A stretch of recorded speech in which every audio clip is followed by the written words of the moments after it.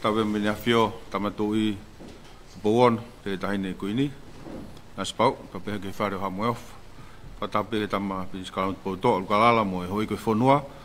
ko fatape ha mata pure fatap fok he tanga fonua mo fe fine fonua tonga i kanga tape hen ka komurina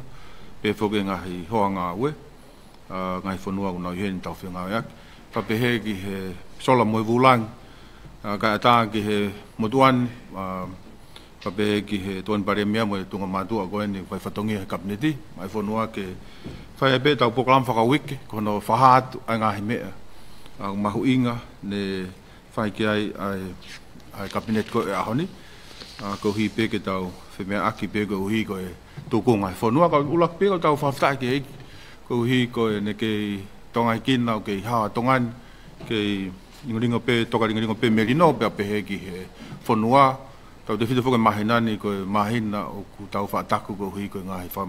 tamak whanatula whai pe uha mahina o taulahi pe ko uhana e lah pena e ai paangana e ohake i he taha miliona pa ngāo i kai pura ngā ko hui ke tōni ki nāo tōl ka kwa sianga u tau kei hao pe ai ka pau te tau tō mai pe vai o saiki he ngowe me ngahi mea ko ia ka tau hao tō ia pe hui ke koin pe ose mahinani pa u tau whawhtai ke eiki ko hi ko tokon ko ya pa pe ke lotu mo ngau ko to pe fai ho tau fonuan ko hi ko tau wa le me ke hon tau tu ameria pe ma na ke re ko hi ko tau fonanga e tau ni ko me ala pe fo ki we ngai me pe o fe ma ko tau fe lo ngak ke hon mo fa ma lo pe ko hi ko ngau fai tap ke ai ngau fai hen mo murina ho tau kai ngai pe fo ka mo tolu go ne ka ngau i he wa gon ke fai ngongo ko hi ko tau fai pe tau ngai fatongia ko hi pe ko le rei pe mo lahi ko mo le rei pe mo monu ia o tau fonua ma ko nga me pe ku fai kai ai tokanga ko fai pe tokanga mahuinga ki he tau hala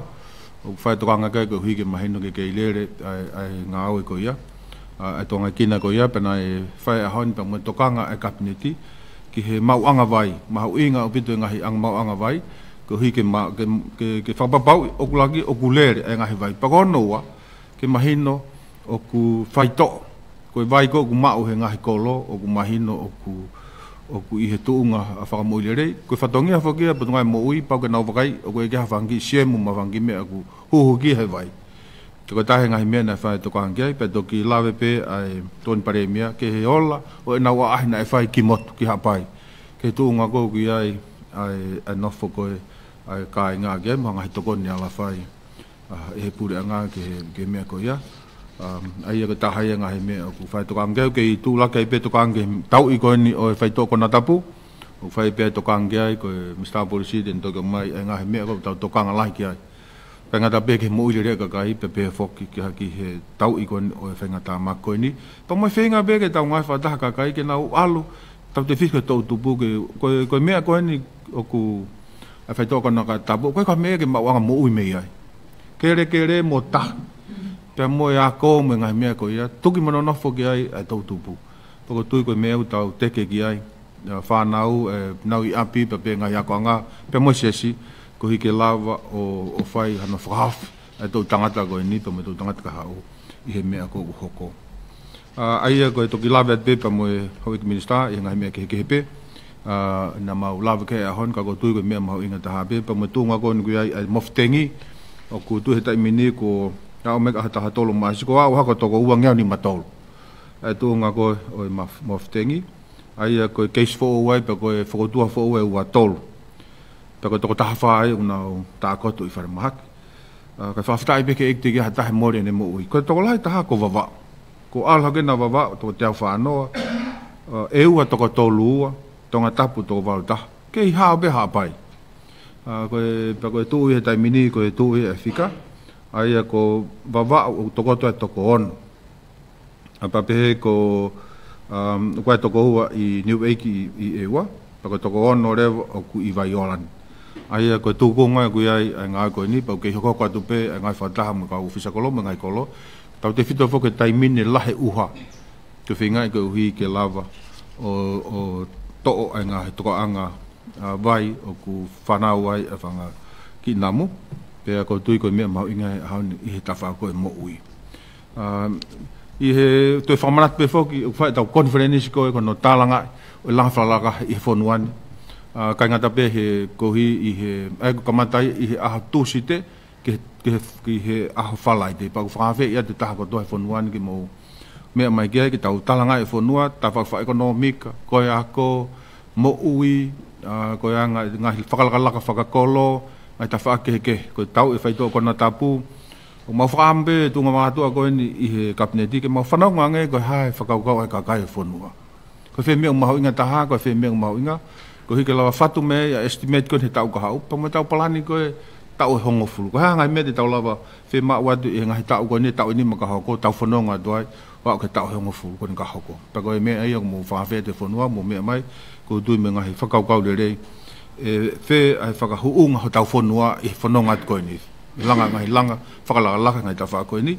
pe whawhe whai pe ia i he tau whatahaanga ko whawhai koe i whaane lua ai aku o whai ai whakahawhi kei kake koe ngahi mea pe ko whia lawa ke taimini ka te u ka ki mua pe ia mahalo ke toi whamalo pe ke ngai pureanga ai kei hoko hoko atu koe ne ngā au e lotonga o taimi kai hoa tā o mau wakai pe moia ko al pe taimi ke ange ko tau hoko ulunganga pa ko whakamalo bit ko wha alere mabea pongpongi wakai ai ta whakone ai visa kone ta whaki immigrations mi to lahi mau pe kakai ko whakatonga tai mini ko taim whako e me ki mua he hoko kone ngāwe kone i awa he wata mi me ko hau e kakai mi mina na hau pongpongi pe pa tu hau e fia tu tai mini hau pe kakai ho pongpongi e ko hau e fia fia ki tu whatonga ta hau tu hau e mo na hau pe po tohe pongpongi o fai me pa nau foke to fai nau ngau e kamata ke sio ki pokalama ko ka kamata ke riu moi poko tui ko fito ko aki me ngai riu fai pa wai fa malo ngai pot ngau e pe mo kakai he ngai me ko ka pa pe ngai me ko mo to ngai kin no fe ma ke te fa ba kai ke mo fe fe pe ko hi pe ke fa pa o hinga pe pure anga I he ni ko na fai fa to fa ko fa to nge ka kai fonua pe ko tui ko ke tu oi pe tau langa fa la ka ko tau hu fa ta pe ngai to ko ni ki kakai ko oi fonua sa hine pe ko ngata e ka ufa hoko atu ki he tuan paremiam ka mista pa tau to ki meia yang ai feu malo bit malo e paremiam ke ki me ben ke tau kamata aki ka to tuange ki he hoi mista ke na ufa ko mai ko tu ko press conference en honono pe al pe ke le yang e tau ngau ya ke whainga mali ko ni ko uluaki te mo tuku mai whainga mali ka mātol ke mau talatu ai ngahi ngāwe ko mau hanga o whakahoko ai ko konga uluaki e tau press conference ko hono ua lewa o ku tuku atu lewa ka mātol ai whainga mali e whehui ka ko tuku mo ilo pe mea ko ni ka whamanatu atu ko mo whatongia ko o mātol e mitia mo whehui e ngai whehui ko mahu inga ki he tau whakalakalaka o whatongai pe ua pe mo wala atu ke Facebook ato mai whehui me ai ko mo fatongia ke mo fanonga lele ke mo fa matalaka ko ha me ai o ku tai mahino mo kole mai ke mo fa malala ko ha me ai ko mo ilo mo kole mai ke mo fa loloto tariki ai ko tau finga aki pe he pau tau lava leva o ange ki he kakai ko fonua ai tari totonu mo mahino ke ngai ngago tau fai ko hono tolu o wa dai ni fa pe mai pe mai kai o mo no fo ai he tota o toton ke tau ki vahe lele tai mi ko sina fato ngai na tola fa na kai ga na fa nga mali mau sang ke tau kamata me te sa ha wai te sa pe ha wai tau fo ki ha ke he o to kamata mai pe me te sa ke mo ma fa nga mali he ko e mo ha o me ngai ka ta ke ka ko fa manata pe mo fato ngia ke mo mui he issue mo mahino I mo anga ki ai pa mo ha mo to mo ke tau conference ke fa loloto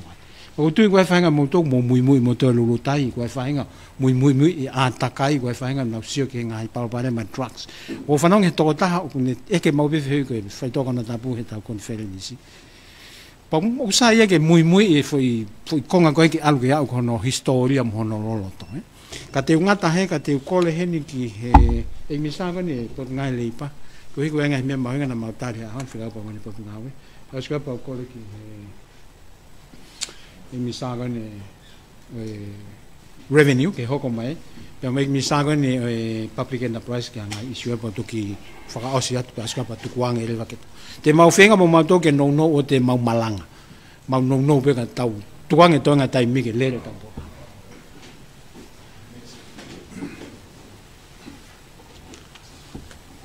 malo ko pe ke u fa mamala de fatapu ka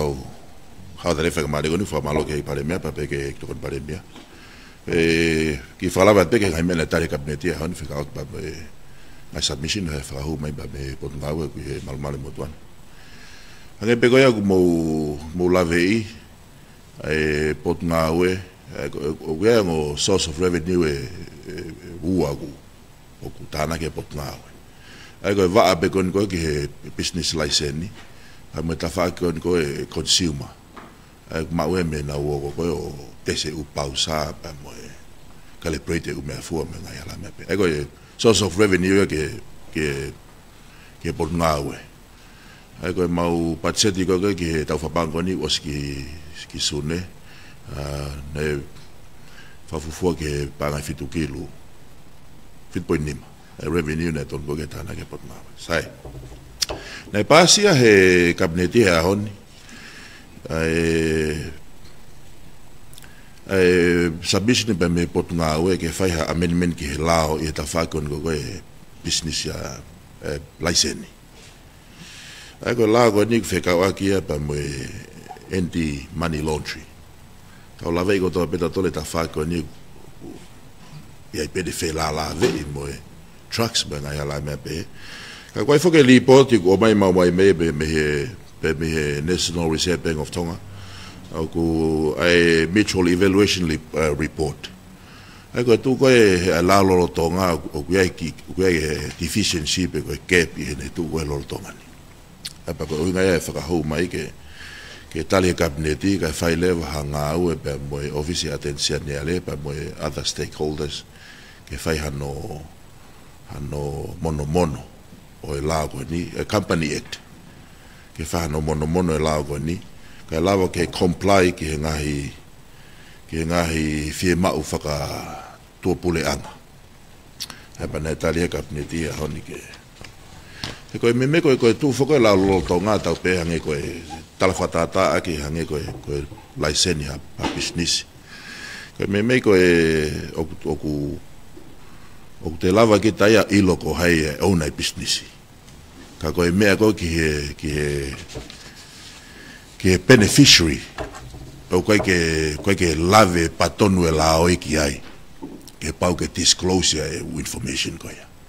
so koe uhinga e koe na whaia e koe ke lava ke amende e company ek lolo tonga ka lava ke disclose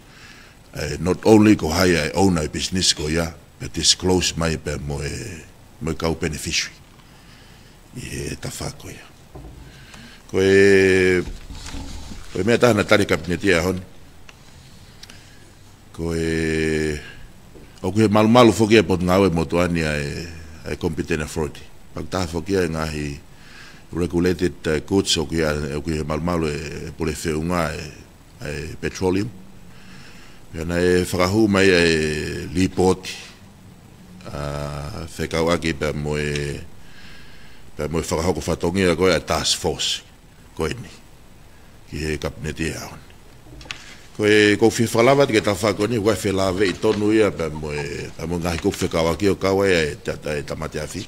pa sai be go hene grista go ya pe na talia kabineti e report ko ni ka ko fi falava ke ngai me ko ni ke mo me mai ke ko u pausa fa ka to ko i to ka tapu ni fe nga mo pausa fa ka to e wa ono ko e ko pausa peta ko hapai ku whiunga mo pausa e valu. Pea ko vavau, whiunga mo pausa e nima.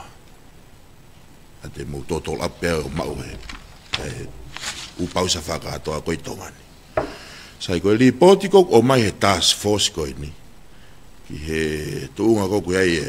comply ngai pausa koe ni. Koe pausa pe taha ku o whawhie maari. Pausa koe vavau koe utulangi waka. Tegu nei le lavu pausa fo ugo ya ko toenga u pausa lahi au pito me ko non compliance ai ko fa ko me ko li po dio ke fa fie mari o ga be mo ngai ko me ni mai fa fe ona ki ngai apolo kala a hi ko ki mu atu o ye ngai pausa ku na o fa la kala ngai me na fie mau ke fa le le po ga be ngai pausa ya ko be ke fa me e gi ai ke ngai me na fie mau ke fa le le. Porque ngai pausa was recommend mai be meta mate afi ke ke tafi so ko ka we ngai men nai nei fai ho ha ki ai ta filo ke safety ka kai fono ya ku o ku hene ai minista tamati afi te mau ka mata fra malo hi ale va hono ta puni u pausa ka pau ko fo ngai ke fra kato ngai fi mau ngai ko tauta no ke fire extinguisher ngai me pe ngai me ko na ai ki mua pa to provide ko license ko ke na to sustain na to le u me ko ya ta filo ke safety pa ko tu ko fai fe ba ke gabinete na pa ko wange ko ma fai fo ko ya ko e minister ta matiaf ke ne shutdown e u pausa ka pau ko fo ngai ka lava ke na comply ko la ta he ta palparema hange pe ko ta palparema ko ta fononga ia mai lutai ko la ta ko non compliance so ko fai nga o ke ko fia ko het pa mo minister ko revenue ko fo ke mau task force yo na nga o ki tua ko me ko ma tol ko ni ma me no fu pe e te pile fai tutu ni pe fai tutu ni me information go o mai ka ku lau mali le minister ko revenue ko e buke ka ha ute makawa tu maua i he alupa mo tibi ko enforcement ni ki tua ka ke ngata pe no siofie u pausa siofie u fare koloa mo u ala me pe te makawa ko tibi ko tala not ke ai ko kau ngau ia motuani kau ngau pe me revenue and custom ke pe me policy ke pe me kau ngau pe me fare mahaki mengai ku fe kau ke ai ko foi task force ya ko fata not ke pate makau at ke task force ko ni ke mau ki o observe o si o tonu ke u me ko hoko mo fa papau i ko ngai me ko toga me ke ka e fonua o fa o lava ke treasure me ko ki la pe ta ko tu pe mo lave na e fai fo ke ki launch ki mo atu ne ko ne o si fa hoko pe hono apply online ko ngai PCDC ka ko na to kamata fo ke ta undi hono fa lele e polo kalama ko ni pe lava o fai ko hono totongi online payment ni ake visa card mo credit card ba hala me pe so na kawe he frahu me petale kabineti a honi ke fai ki amendment ke lao ko ni ke hono transform ko me paperwork fra fonu menu lo ke online ko no moni ko totongi online ko half price ya me te fra fonu menu lo o alke officio frahu so kawe ga mena tali kabineti a te uki lava te pe ke issue ta e toki falolo to to he ikpalemia e lo tonga e kui he microphone he tai nimi o ko tu pe bal ko si pahia pe ikpalemia pe mo ik tokon palemia pa mo ik abnetia te hono to tenga ki na tol fika mo issue ko ni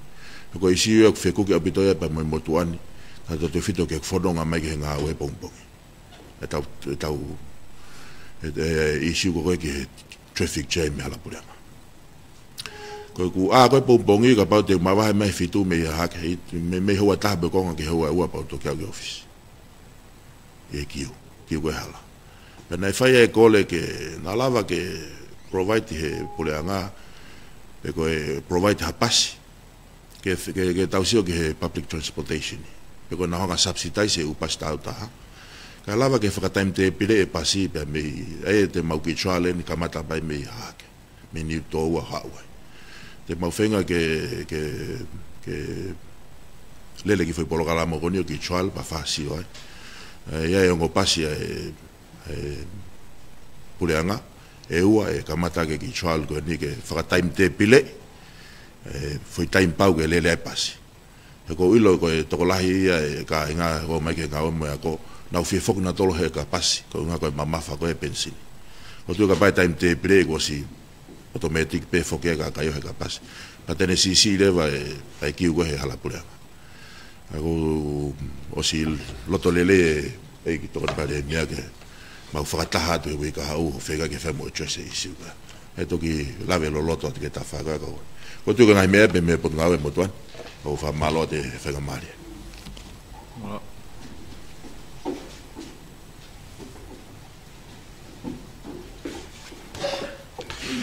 Kora peke uki whakamarumalo ati he talwha papa kamata ki press conference ko ni at mo ki update me mo pot ngawe tonga e motuani ai ke pot ngawe tanak tu hau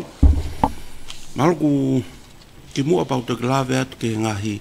I siu o lolo tonga hoko tai mini e pot ngawe ko tupe malok matak mau inga ke wata ki update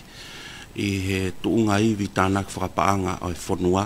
peispe I ongo pot ngawe koni o tonga I he motuani aia koe custom muta mo e tanak tuku hau whaloto whanua o koe ngahi paanga kehe ia o tanaki e pureanga koe paanga pe kou tanaki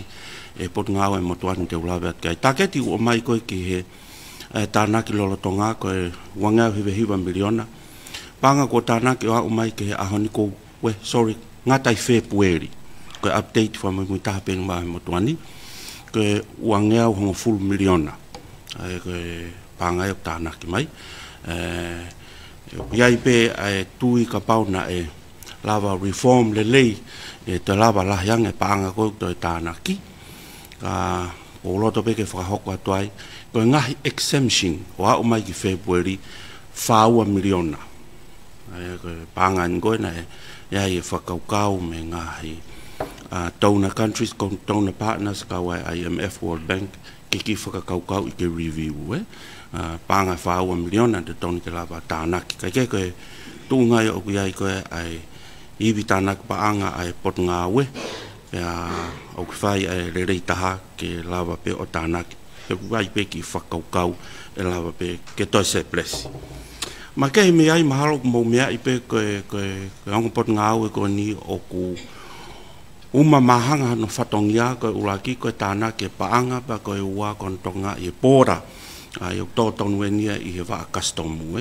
pe uloto pe ke update atu ai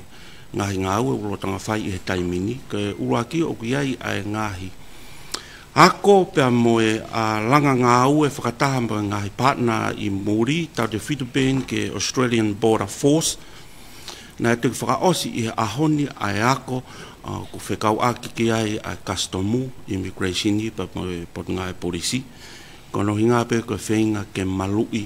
ai pora ai ko ako wiketaha na whakahoko ni I wawa Pagone ose ako ko ya pa hoko mai ai ki tongani ai ku multi agency ai whenga ko ya ke malu I ho tau pora ai au peisi ni surveillance profiling pa mo e vahe o whamatala I ngahi pot ngawe e tolu ko ni ko osi whamaoni ai osi tari e kabineti ke whamaoni ai memo I he vaha ai pot ngawe customu pe mo e Border Force Australia I he wike kaha uia I whakataha e whakahoko I PNG e ko whakataha ko ni ko Joint Heads of Securities Pasifiki pe me tonkani e kawat ki ai Komisiona Polisi Brigadier Seniare tau malu ia ne afio ko CEO e pot ngā customu mo tare kita ko immigration me pehe katoa ngai whanua Pasifiki una ukawat ki ai pe I whakataha ko ia e whakamooni ai memo I wahaa o tonga customs mo Australian Border Force ko e whenga pen ke whakapapaui o toi ki I whakalakalaka ngi hono siofe malu ko ia ho tau kau a whanua pe wiai a whengawe aki waofi mo pot ngai polisi I tawhaki ko ni pe mautui pe e lava o tie up ai ngahi loose ends ku mautui ko whangi matapā pe te penai ko whangi matapā teke o ku whaahu mai ai ku mautui o ku mama o ku malawa ke hu mai ai hangahi koloa tae whakalao ke whonuani o kawai ai whaito kona tapu it's not just drugs hangahi illicit goods pe hange koe mo me ai ko si ai kuri whakatotolo whakatapu ai wa customu e taimin K9 o ku tauhi whakataha ni pia mo kuri whakatotolo ke pot ngai polisi I wa taimi koe ni aia o ku Australian ke nau mao e capability ke pick up mea tolu koe whaitoko na tapu koe paanga ma mea tau pia koe ako koe na toki osi koe ia ane nai na to conclude ako wike taha koe ni na hangai e Australia Border Force o whakailonga i mai ai tokoni e lava atongani o toi kore ki ai a kohono whakatolahi ai whangkuri o whakatapuke au ki baba pea mo e ngai tokoni ki he bora o kawa e ngai misini X-ray mo scanner people can sometimes lie the scanner never does ai ko hinga ko mau whalalai ke ngai misini une tala mai me moni ko i loto ai ko tu unga ia o nga au e whahoko i he ngahi review ke pe o tonga whahoko i he taimini ka ta te fito ke ni i ko ia o nga kore mo apply mai ki he custom broker's license au ia ngahi review ai i he whenga o aki mo por ngai polisi ke scan ke ki whapapau iange ai ni i ko ia nga kore license mai ki he ni again in light e whainga pe koe ke toi maluange pe mahino pe o tau whainga o aki lelei mo e ngahi kupu whekaukau aki i ngā o e whakakastomu. Pahalo ka pau teu ki i o atuai pe ha update i he potunga mo ui kono i ngāna e tuki whahoko mai ke motuani ko au ku reo ai o ku mea atu e ki minister ke whakataha lahi whare area ke kakai whewhine. Pea ko whe update at pe tunga ko ki ai koe a tengi, outbreak, ai ko tu koe taimini, koe... O sa update ia? Na sa update a whituna e pare. Ai ko toko wangau ni matolu, tonu be? Toko wangau ni matolu pa koe pue fōe ua tolu. Ika, ka pau ko ia, ka pau o sa update at pe whituna ko ia pe ia. Ia nau ki... Whimau pe ke whahoko mai ke tonuang. Ka mahalo ko ki i brief ia me pot ngau motuani e ka whaiangou, ka papitu ki aha whamatala pe ko ha te whihui anai ke whakaiki ki atu pa watape. Malawi.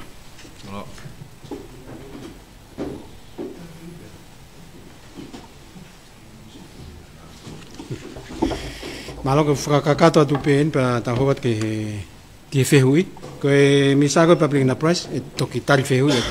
ko at pe ngai me ko ni uraki ko e na tari e kabineti e report e ahi ki habai e na fai ahi puanga ko ngo pot nga ko ni mete ki moi na mau ahi ai e fo mo rifuka ka ta de fito ke fanki motu ko habai na mau sio ke na ngai fi mau ko tu nga ko na we ki mau la e ta fanki water security ko sanitation, ko communication, pe mo na funky wafu Ke me mau ngai kana toru ke mau tano ke pa e ngau ke mau pot ngau ke deliver me ko ke na toru. Ko hi ke na self reliant pe ko time ke hoga fa tamagi na lama pe rely ha fonga ku lele. Ta fi na communication ko na no ko time ni ko fa fala la pe ki ngo po e ua TCC. O fa ka ko ke Starlink ke na lama pe option e ua fa ke na fitu taki. Ko langa funky wafu. Ko ave ngai tanke vai ngai me ke toileti ta fito ngai yako lautohi me mo ngai nau pe nau fi mau ke nau no fuhango no tokoni ko no langa no funky holo ke hola ke time ko ko fa tamaki ko hono wana e fai tala no he a honi pe mo anti corruption commissioner ke mau agree ki ha lao fi ak pe mo ku pe fa palangi ko whistle blowing kai whakatonga i he ai koe taha, koe public interest disclosure. Ai koe whakatai ha taha kune maha ngai whakamatala whi akpa mo ha whaihala. Pia te nau lava ripoti ki ha mau mawhai ki hoko atoha ngā ki ai. Pe he taim te tau ke malu i kakai koe ki ua tā palasia ia e ngahi e mau mawhai mo ngai kupu mahu ngai ka tuke a tā ki no. O matupe koe tau whahinga mea he tau tala whafonua me tau nofo koe whakalongolongo me tau culture of silence. O poki tau hanga o mai ngai mea koe nihi lahi ngai mea tonu mia ko hi koe tau culture ka koe wha atahe lao mea ia koe ia pa o mai wha atahe pa mo e policy a public service commission ki fraud ki ngā kāka ati mau tari mo e ki ngā ki kau ngawha pule anga ono tolu ke wha malala pe he tesi oi vai ai ku hingai na whekau e minister whanua ke ne mai ola tesi oi vai ko toa pe maanga vai ko toa pe i tonga tapuni he ku haa mai me he ngahi mone ni ngari ku ia E. coli ba mo arsenic he tau mo anga vai ko i lalo fono ai e fa ba ba pe tau ha ma hono tolu ki he minister mo i ke lava tu he fitu ko nu fa ngahi anga vai ko nu mai he hina ko nu tau inu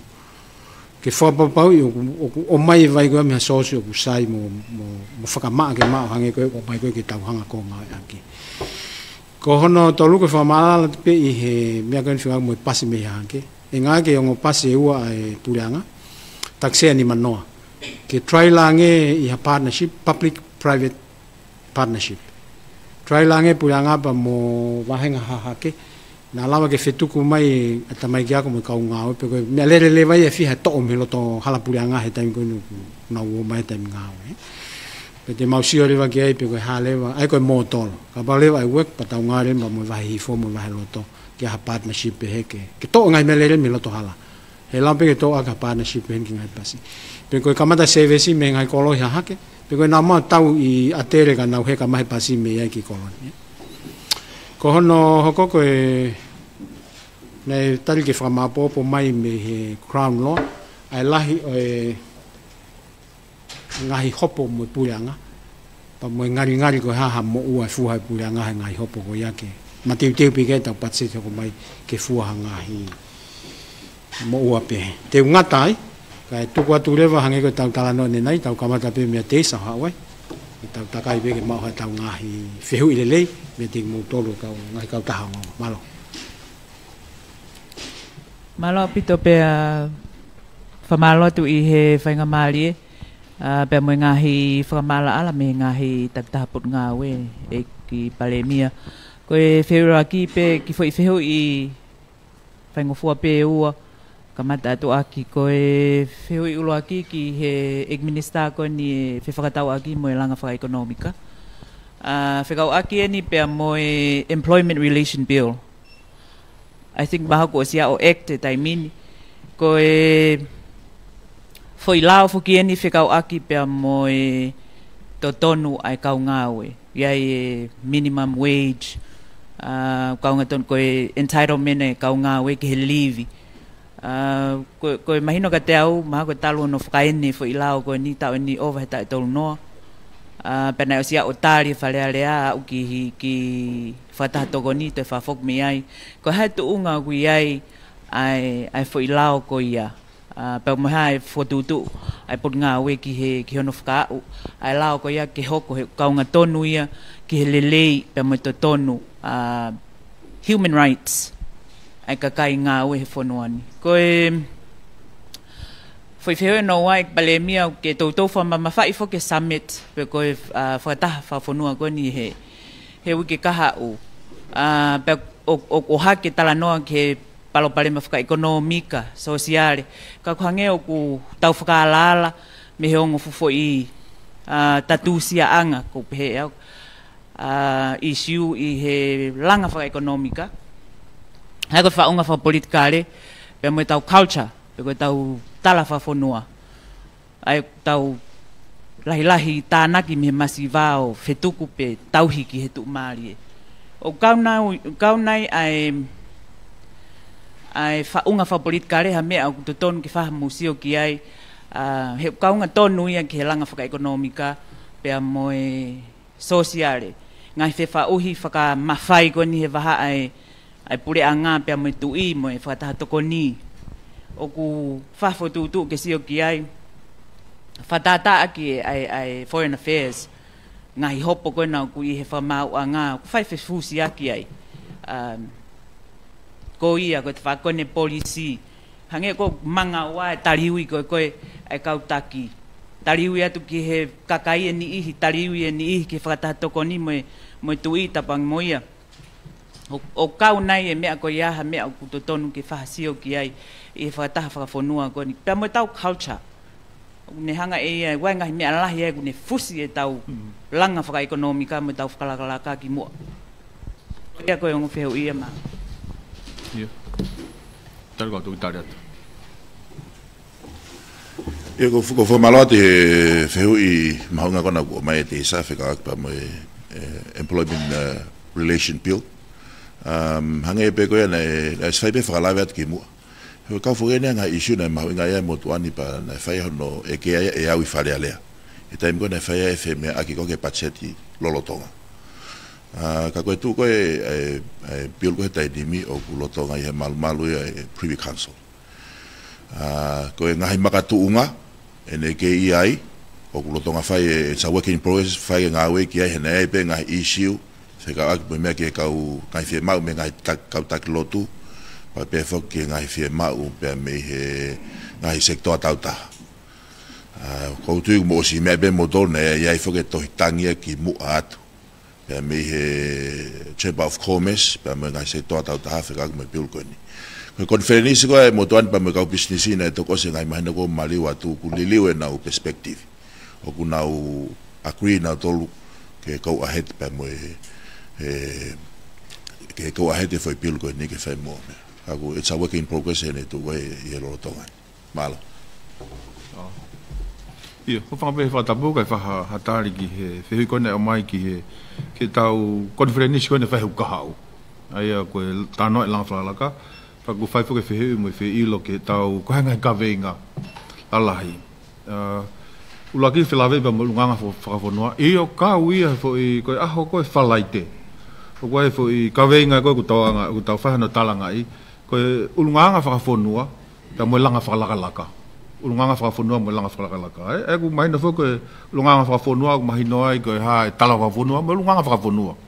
ai aku ko ka venga makehe aku ya ai aku talano aku ke ni ko ha fela ve ulunganga fa fonua mo ngai me utau mau ingai mo ne anga ko ba mo ne fitokon ya ki langa fala laka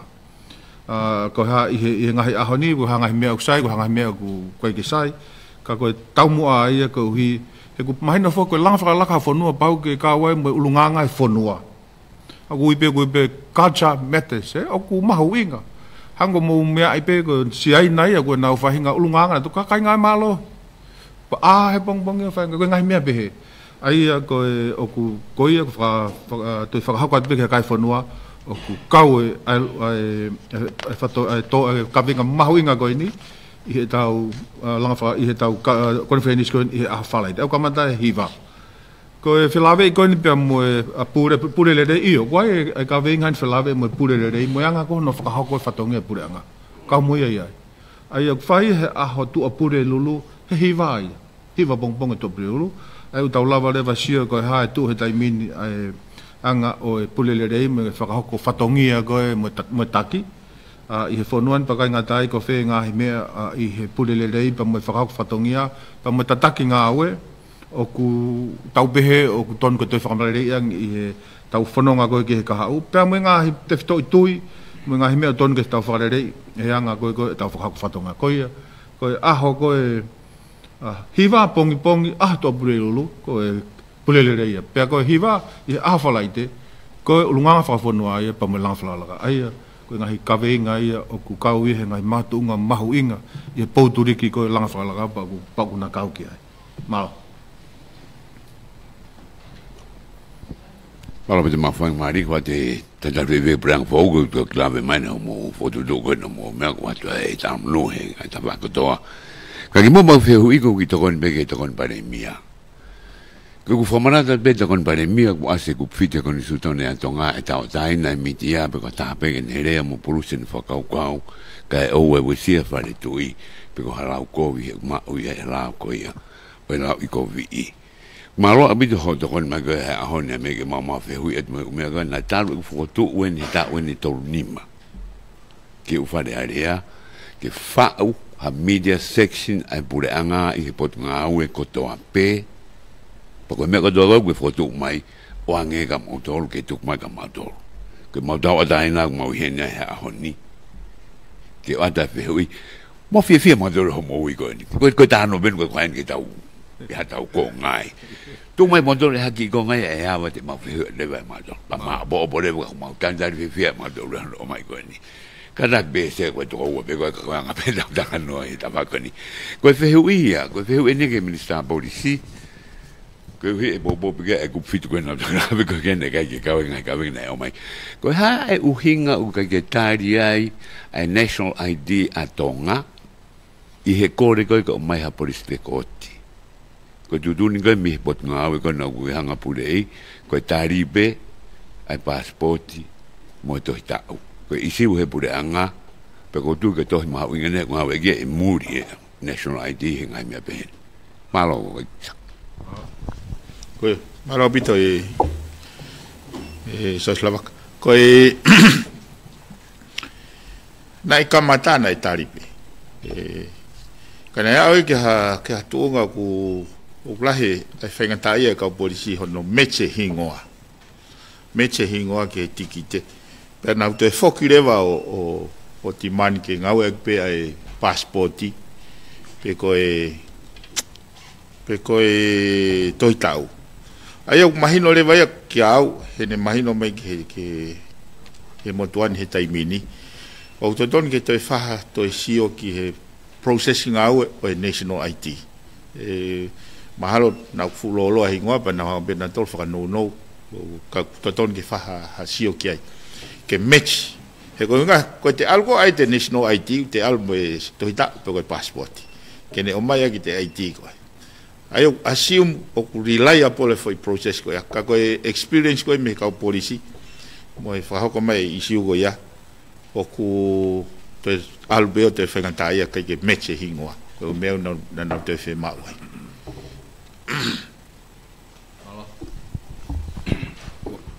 ko le bege u vanga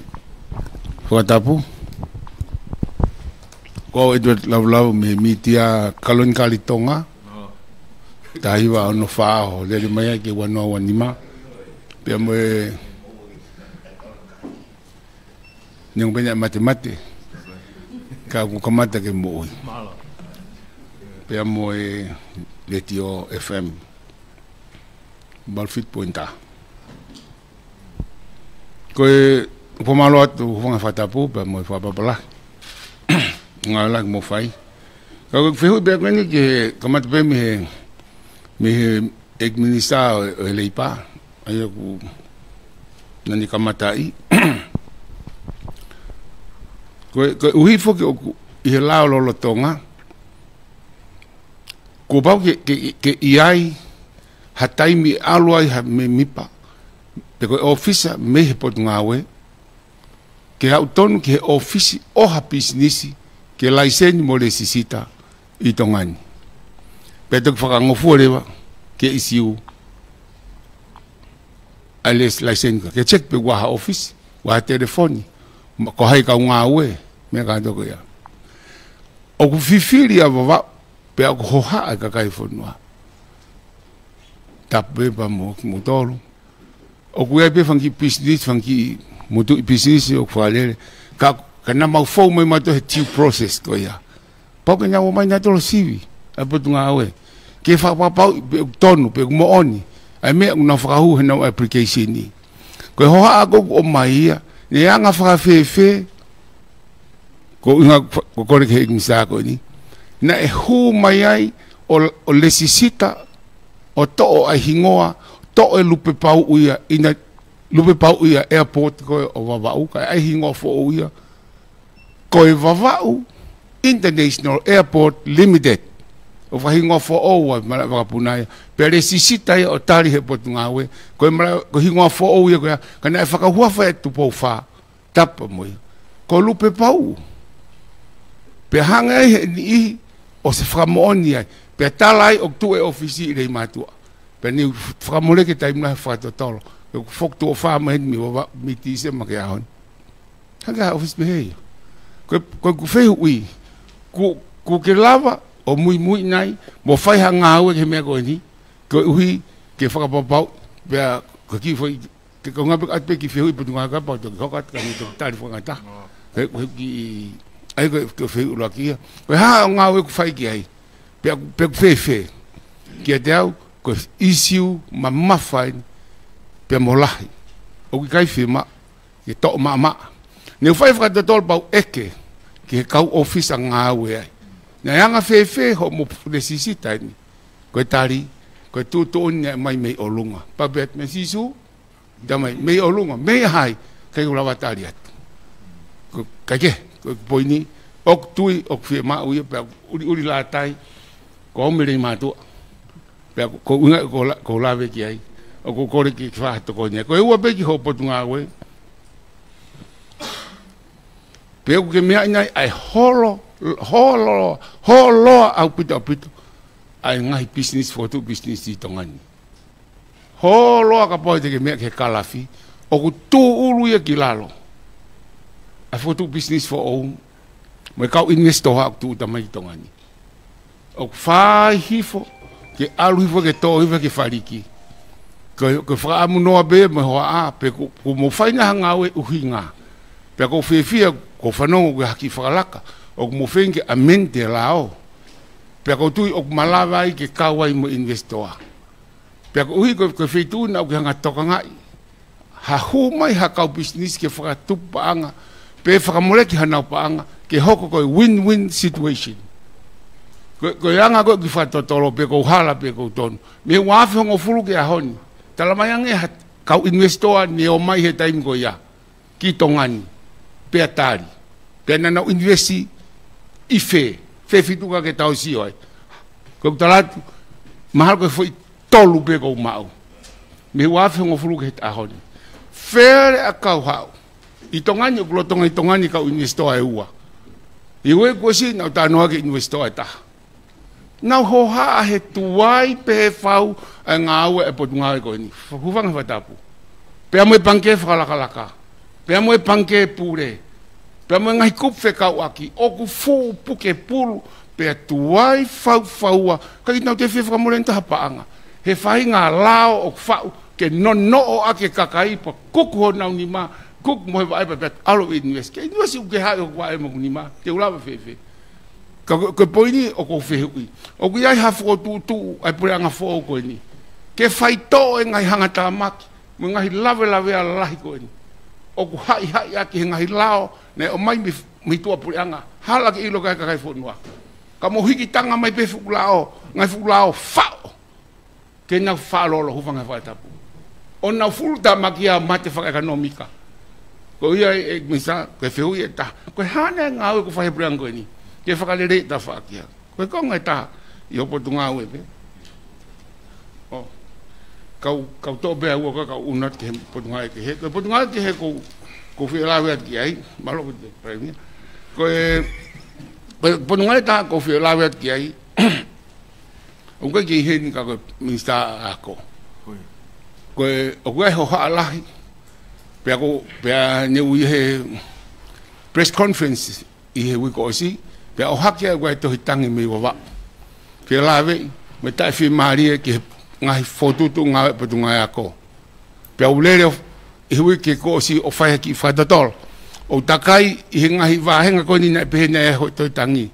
pe tala no me o sa ka lo o ni fa ko mai na i ko ha to tangi me ka kai ka o ange me fa fong fa le ke na wo fa mai to tangi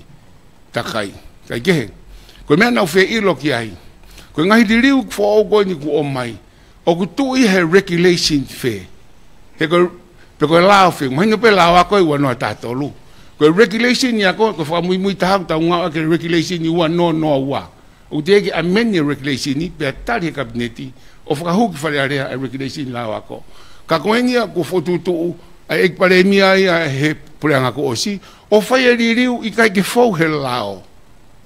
pe te me mai puanga ni ko ke lo ha fu ngai riu ka ko ho ha ape muy he regulation wa no wa he ko ia mo ui ka fetaula ke regulation ya ga mo la ka tai va fit fa o ka ke maria tai va mo wa no ta tolu ye ni pe rewa o fe fusia ko le pe fa malala mai mo porque la fe ya ta riu ga ako he ku fe malere ake kakai ko u ka ke tau muy he lao pa mo regulation ko po nga ko i o ki fe u ba ke ta ha te foki pe mo ki he transportation ea aya ko va ko fe ba ke ta ki po nga fa pe mo o ya ho ha la ko safety ko transportation i ai kakai un mau inga aya ko stahi ko sea transportation ia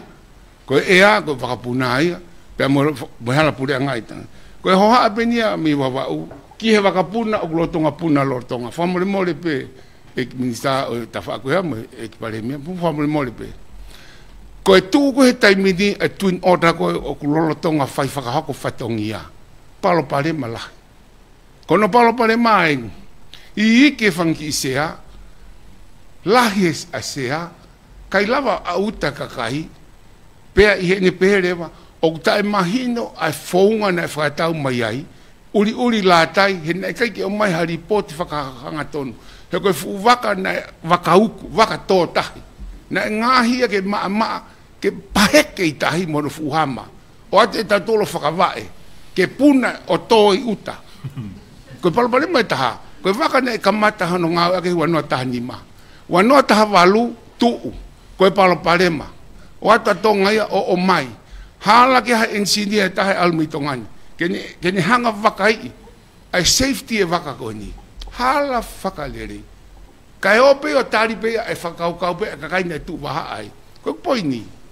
O ki whi mo ia kakai o wawau mo haapai mo e ua mo niwa i he loro tongani. Waka pe taha. Malolo pe kia tanu ki tahe ni ki nanga MA60 e meni. Y12 mate au pito. Sapa pe kia. Koe waka ko ni tai mahino.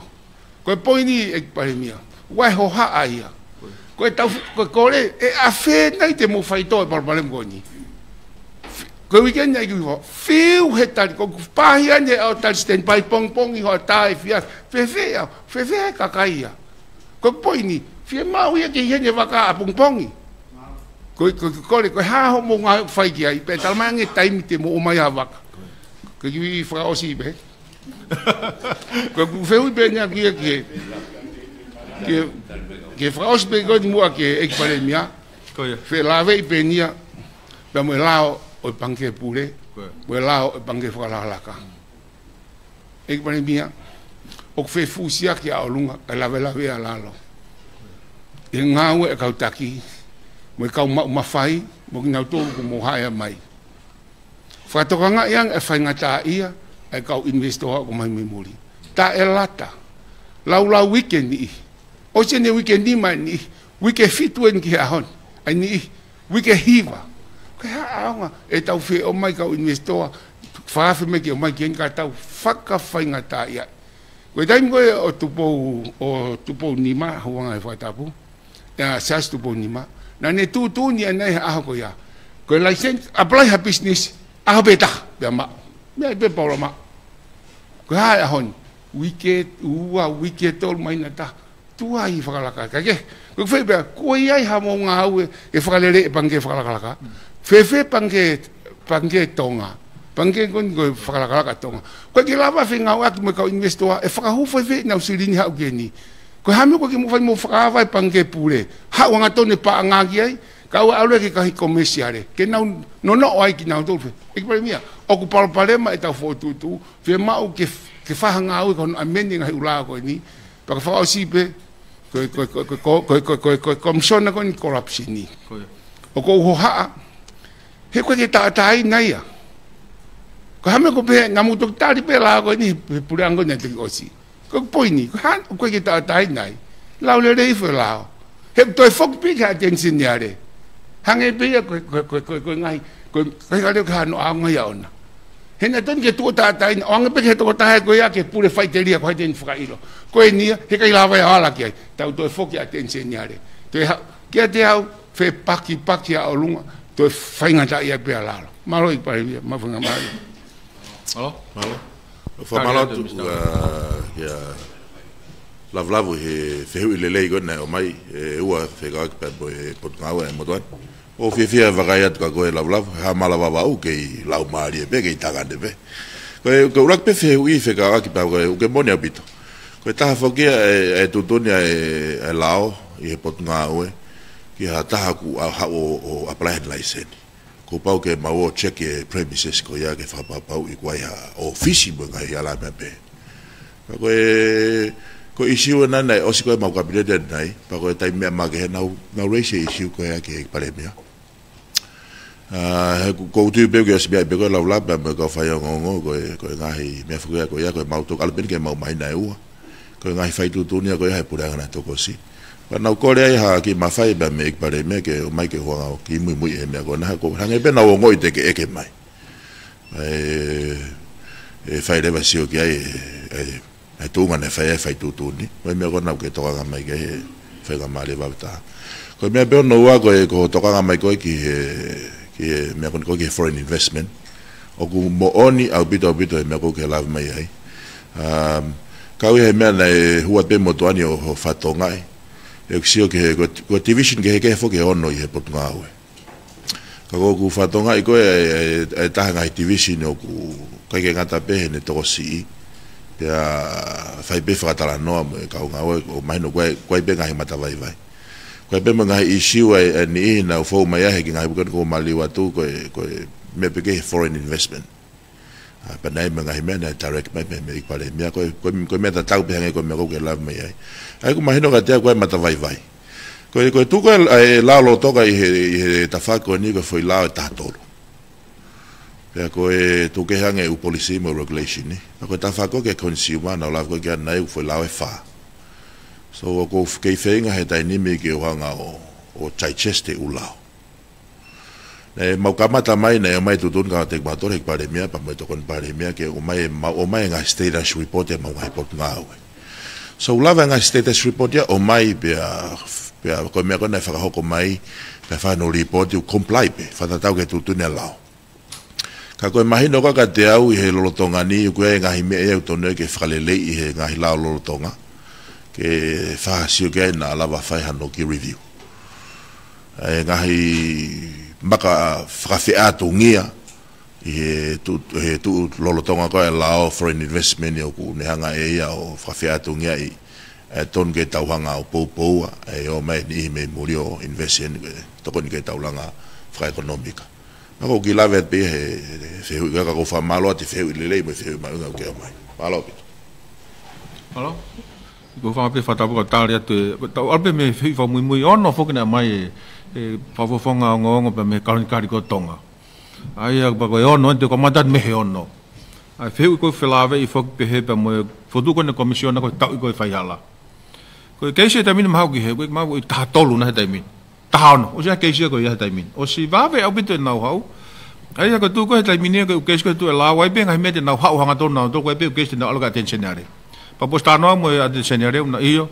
sai bi pe nga toi pe nga mi ala na ha ka na nga tonu pe na tol ha ta ha no ni usia ai ku ma fa malo bito ke va ve bito a me ko ni ku tu ta toang ma be ke mahino ke fa pule re pe fa nga ma fa ko ya pa tu ko skamata ha wa nga me ko ya ko ku hono ni ko fe ko no ni ma fe la ve pa mo pange fa la ka pe mo pange ko pule fe la ve pa mo nga ka ta ko na ke la ve ki ai o se ne wike ni ma mo ngai me ko tu fo ko la ko ai pangai pure ko ka fanga tanga pa nga hala ya pa nga ko mai ki hen pe ko fona fatongia na ko no ga ngai pangeng mai no na fa no ngai fatongia ke mai no ku pau ko pa nga ko ki ai ku lava be pango ya o to ngai kina na do video ki ka kai ku wa na tipo system na sin ko ya mo ka kai ku na u fa ngai po kala mai ngai pangeng no ko me ko ni ko ta ko ni na ko lave be ka ta ko ai to ai investa ko no ku fem o ku na i heni lolo he time ko ni ki he ke mai ko foto e na ke ai na foto e na panga na ka ta heni ka ku na fem ma la ke mai panga muri ai ko tu ko la ko pange pure e o ku kai ke o ku fango fu be pange pure ka pa ha panga e fem ha pange i tongani ke ne lava o tauhi o ku ngofu ai he pange pure ka ne mai sai ko me kon ke pange fra la ka ko me kon na mahino me heni ko fika ko mai ko fo te ave panga tam ko ave sin pange ba ko ngai fika e fo pur ke malu ko security ko panga ke mahino alu account ko ya to me kon na ha ko ta ha ko ni unai ke ngang na to le ai fa nga fika i hetelex ko fo lo fo ki ai ma va he atonga ni me hetelex os ma va ngai pange e ke ngai fonga ke ai ko me ko lave ke me ko ni pa na fa pe nga we pa pange pure ma fa la ka ne main be ko tu nga ko pange fa ka na ka office pe ke na do na ta no ke ai pe na ka be ma do le ka be ma u hono va ka i ngai ai fa nga mari pange pure ko bana pa pe ke pure ko me ka nga ko na pange fa la ko fa ai a fe mai no ako i he me na fe ma o ke mai ko ngi na panga ke mai university la mau popo pura nga ia ko hai pe fa nga me ha ko me ku tau tunga ki ai ku fe ma o i ha fika telex ana mau fa ha ko pe ki ai o si move o si ma va a mama ni ki ai ko ku sai pe mo fo nga u e lava pe o fa ko lere mai ni ko ke nga ke fika fra puri ai hen I now swift o singa ke me ke ia ai ko me e ko hoko pe ku mahino pe ko ma dol I he maho inga ko ni I he va ko ni pange pure pa mo pange flaga mo me be ka fa hopo ke nga pure nga so fai fetong ya tu ai ka tare kita I he pange tonga pa mo e finga ke fai mo fra solo vai pa bremo ya hange ko lave ko hui ka lava o whakahako le whatongia ko hoko wha ngai pa brema peheni ko hai ku e sia lahi taha kua e ni ka ua nau tolu invest ko hai ku hana tolu has whatau sia au ki hen ko e pure anga pa pehe foki pia moongo paanga ko ni ki he retirement fund ai ko panga wahenga malolo ai whakafonua pia mo e pure anga ai ko pa ku namas fai ma whataha ai se fai whataha ma ke special meeting e ka shareholder ina fa pure lulu mau sio gen ko usa tu dunia a kabineti felave mo ri ka tare kita pena mau fada hare ka mau se ai ma vakai tu ngago ku ya e tai mine pange pe mo ngao ko pe mo ka tare kita ma inga he ka venga de dau e fa mo solo vai pa mo ni ka hokwa te langa fala laka ko hi ka ngata be ko pure anga pa pe fo ke na tol fa hu panga ai o ku ko me ko mau singa ma to ke ko hi ke solo vatu ai me ko pagu ngau me pa me pange pure fa ngai fata me ko ya ko I ke lava o whakahoko ko fe fu ko no ni fa flave ia pa me kauta ha ko ni lurutai ai ko tu foi tai mini ko va ka pe fu ke taha o ku puna ai ko tuin ota ka ko ni be ku fa fo tu tai mini mo me pe fu ko spetonga to sia ai pure fo ne ma tau ge si o fo me ma tau ge I fra teknika ko tu ko nga la ia ai fa am ko fa pau o ke to hoko ha pal pare ma ko hi ko non ko malu ko aka kai pa ko tu tai mini ngari ko white 12 sai hu ka hau fa ngai fa engineer ki ai pa ko ha wa fa ko ma si fa ngau ke ha wa vakata ako sei te me ha na vaka mau risi ke fa mo ha ko ke le fa tolu ko ni ko hi ke lava reva fa mo fa hoko ai ngau ko ni ki hono fetukutuku ho tau kakai pe me ke ko hi ke algo me tong tapun ke ngai motu ka kwai pe mo ke lerat mo ngau e ka ngo anu ko PCA airways pa pe mo ngai ka ta waka ke ka ngata pe I heni pa mo murina e ngai mai na me ka ko ka mau lave a bito au turi ke lava fai ngai ko ni lava ke lahi ai waka ke nau lava feau ai fe ma ko nga ko ke me ko mai no fanki ai sia ke to vala yang ko tu mau to sio ke ai me ko hi e lava pe ta fitu ko nyak sai pe ko sia ko so to ko lava ta tol he ni fe unga pe fangi sia ai ko tu ko ka ko fai nga wi ke ko hi ka lava le ai me ko tu nga ko ai ka ta va ta wa na ko me ki he ako ko nga ri ho na fai he me ko he ako he mi sta ako ko pone so malala pe ulak pe ko tong ya ko o ku he policy pe ai puranga ai ko to ko regulations ko me ko na me ke ai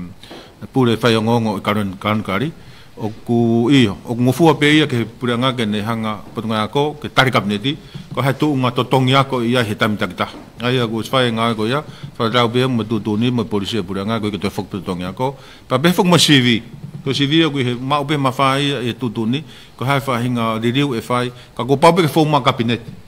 e ko tutuni pa ko si fai tutuni kabinet e ka ko hi ko to fa fok ma CV ko form ni ma ke fa fok ma mo CV ko he klasi ko ni handa ko primary school e ko ngo na foki mai be ko hi ko si o be ko ta mo lai be foki ke ma hin no ke CV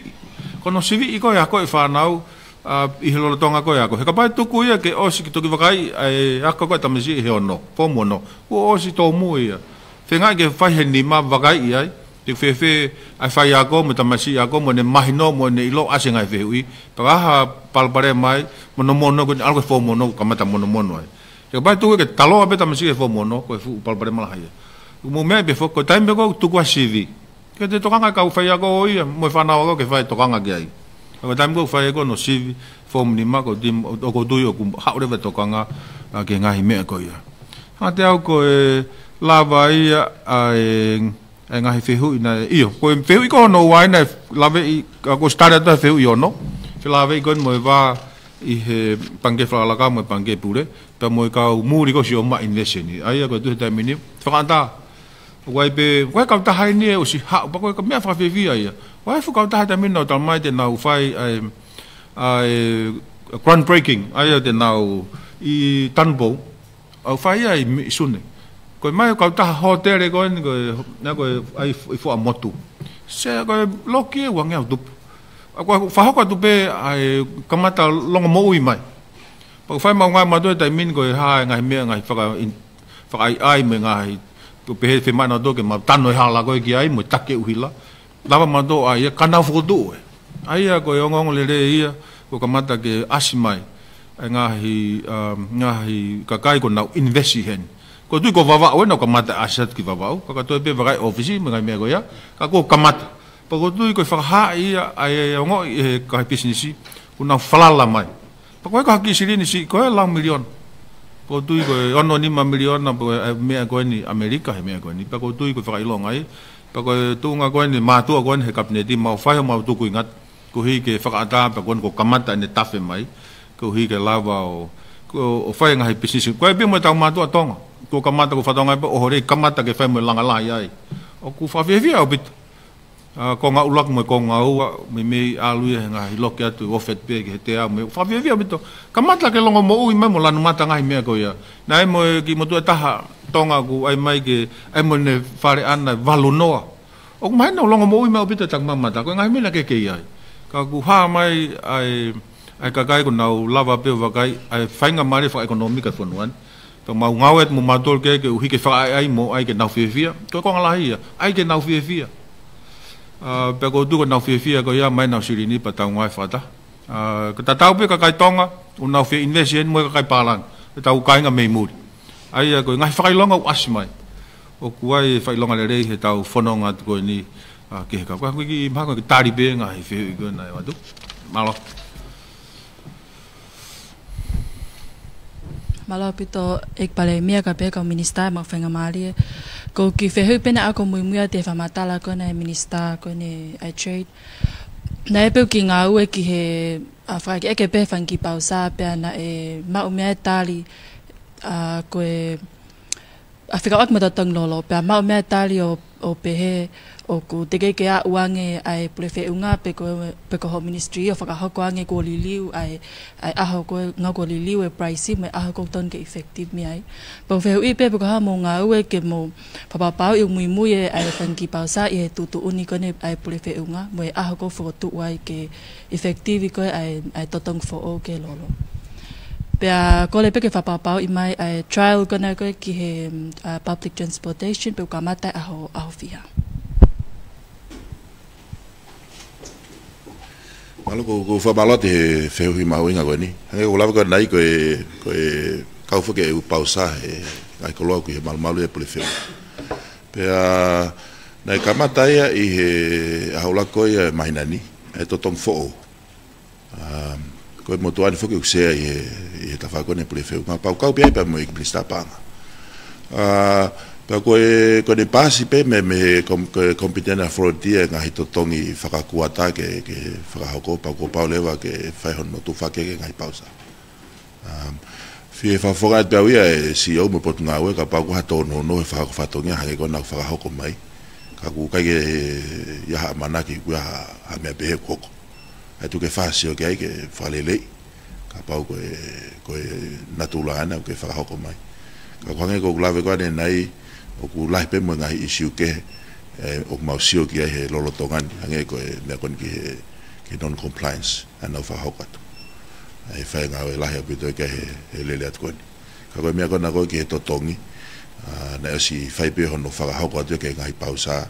he pot nga we mo va kon si ma ko pot nga we ku fa tongi mo to malo a ko fa ko ai trial pasi, dia ko tau pasi. Ai ko whakauka whakani ki he pasi, ai ko pasi a puleanga. Ai ko partnership ko ki ai ave he, pakutu ko mea pe whai ngai siktoa ki he, atu e pasi a ko ni ko ownership a puleanga a pasi.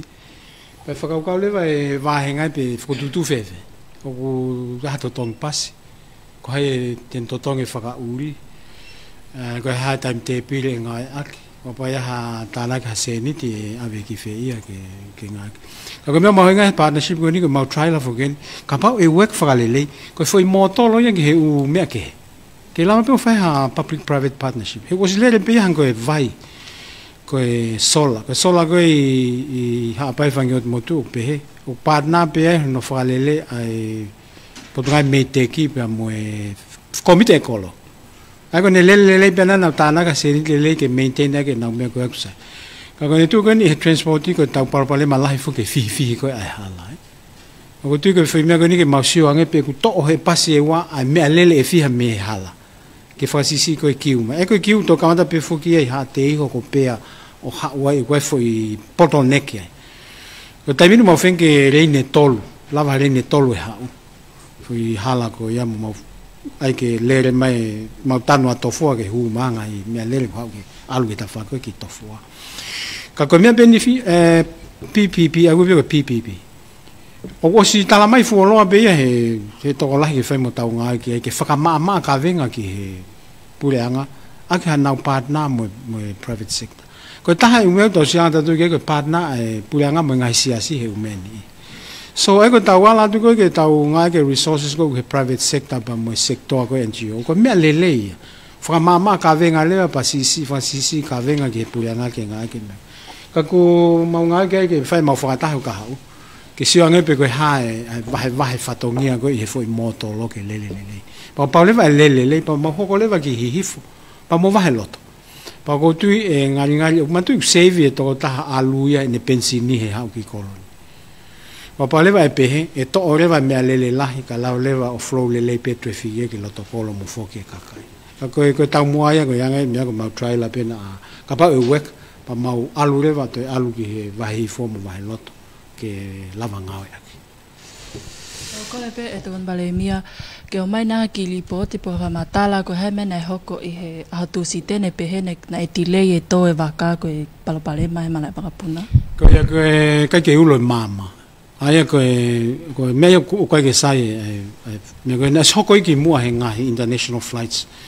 na te foke wapuna ko kai ke whakamo ue mama ka ku ai mea hoko ki he ngahi mama ai ko AVP me he director of civil aviation ke tau a whakatokanga pa mahana full report ko mena ke ulo e mama ka ku ai mea mau mau hange ko ngahi mama ni ku fume ke ngahi. But overall, we mau report ko se mai ka consultant o ko fatongia o e tal o riaki. Ki ngai malai waka puna mo no toka nga e ngai me ngawe. Was as mai me ku fi mawe ki falele. Ko ngai to ava puna o ku ye toka la ke ka na smile report consultant. Ko malo hi ko e malai puna fu motu na e fai kon falele fra mui pa na alu ki me ku ko PCN fituno. Ako malohi ako o lele anga to anga ke to ai ama wakapu. Ako tu te mini ko fitu ono fitu pe lava to ai. Ka tu ko ni o kai ke toton ke asiumi o ke fitu no ko fu ako ka sa veta mini holo ni mafitu. So paule ke tokanga lahi a tal ke na fai ko ka fata maki runway pa ko tu ko e ta we ni maki he on fu ha mai toton ke fa te fa lele ke mala pu no fu. Ko ha pai pisi na hivai i he ko tolu taha ko diga tolu taha baba lava va ui a toge ngai mapuna ki mamafa ka o mau ave ai fa to kan ke ta ke fa le na fa to nge ke maintenance o malava puna kan ko ta no ku fima ma to ke my full investigation report me ha winga nai mate ma he lape ke hoka fa ta makia ya ha to ko ni e pulanga ni ma watu i he malava puna pa to ko waka ha tokon ni tapepe ha kau ha tokon me va Ministry of Health ko te sa tuku falifia pita me na hoko ko emergency fo ke call ke emergency fo mate ka tu ape ke public enterprise ke na finga kon me ka ta oi fa malo pit ke fe wi ke le fai pe isi ko ni ko potu si tena ma va mai va ka amanaki ke to mai he hiwa to no na tuk whakatoanga ipe he taua he hiwa tahafa o mate e laiti. Pea kore hake ki he pailate ki takataka ipe olunga kai kumi e electricity ke sio ke mama ka hanga he mea ko ni o mai ai loloto hanga I tau ngawe o kulahi au pito perform be ngahi feitu na duty in isolation se kai ke ka te wat fada da ko ni ko electricity ni no foi I pupua ko miniti ko na fe mau ke kitaka ya mi te fanoa ko ne lere ko me pupua ki Mlewa puna me hoa eta. Aia koe mea koe nau nofo whakaukau ki ai. Ke kai koe ke tau stay alert. Ke lava o he foi activation e foi emergency koe ia. Ke kore potunga polisi ke ne escort ai electricians. Kana fetu tak telefon pe electricians kai ke lava ia fix. I ne whakahino pe. O au ka whai taimi ne kai ke te lawa waka ke te nofo whola I o lunga. Kana paurewa ke tō, force landing. Koe u mea tā mate a whipena na o ngau aki ke illuminate ai whai runway aki na hanga whakahuelo o mui runway. O manawai o tō. Kai ke aha palparem na pehe o ngopailate na visi polo le leipea kana toki lava fixi ai laiti a koe runway ia he fiafi koe ta koe pehe toku he whakamatala koe vai the water get into the system ke foi pako ne toki hoko he ose tau tahaua ai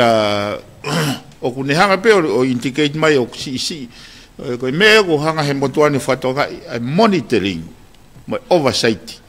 o ha process peko ha standard o ki vai ai a ko whairewa a ko ki brief report pena mai me tal kau toki o mai o ko ngau keti vision sai civil aviations ki hono investigate ki he loloto mea koea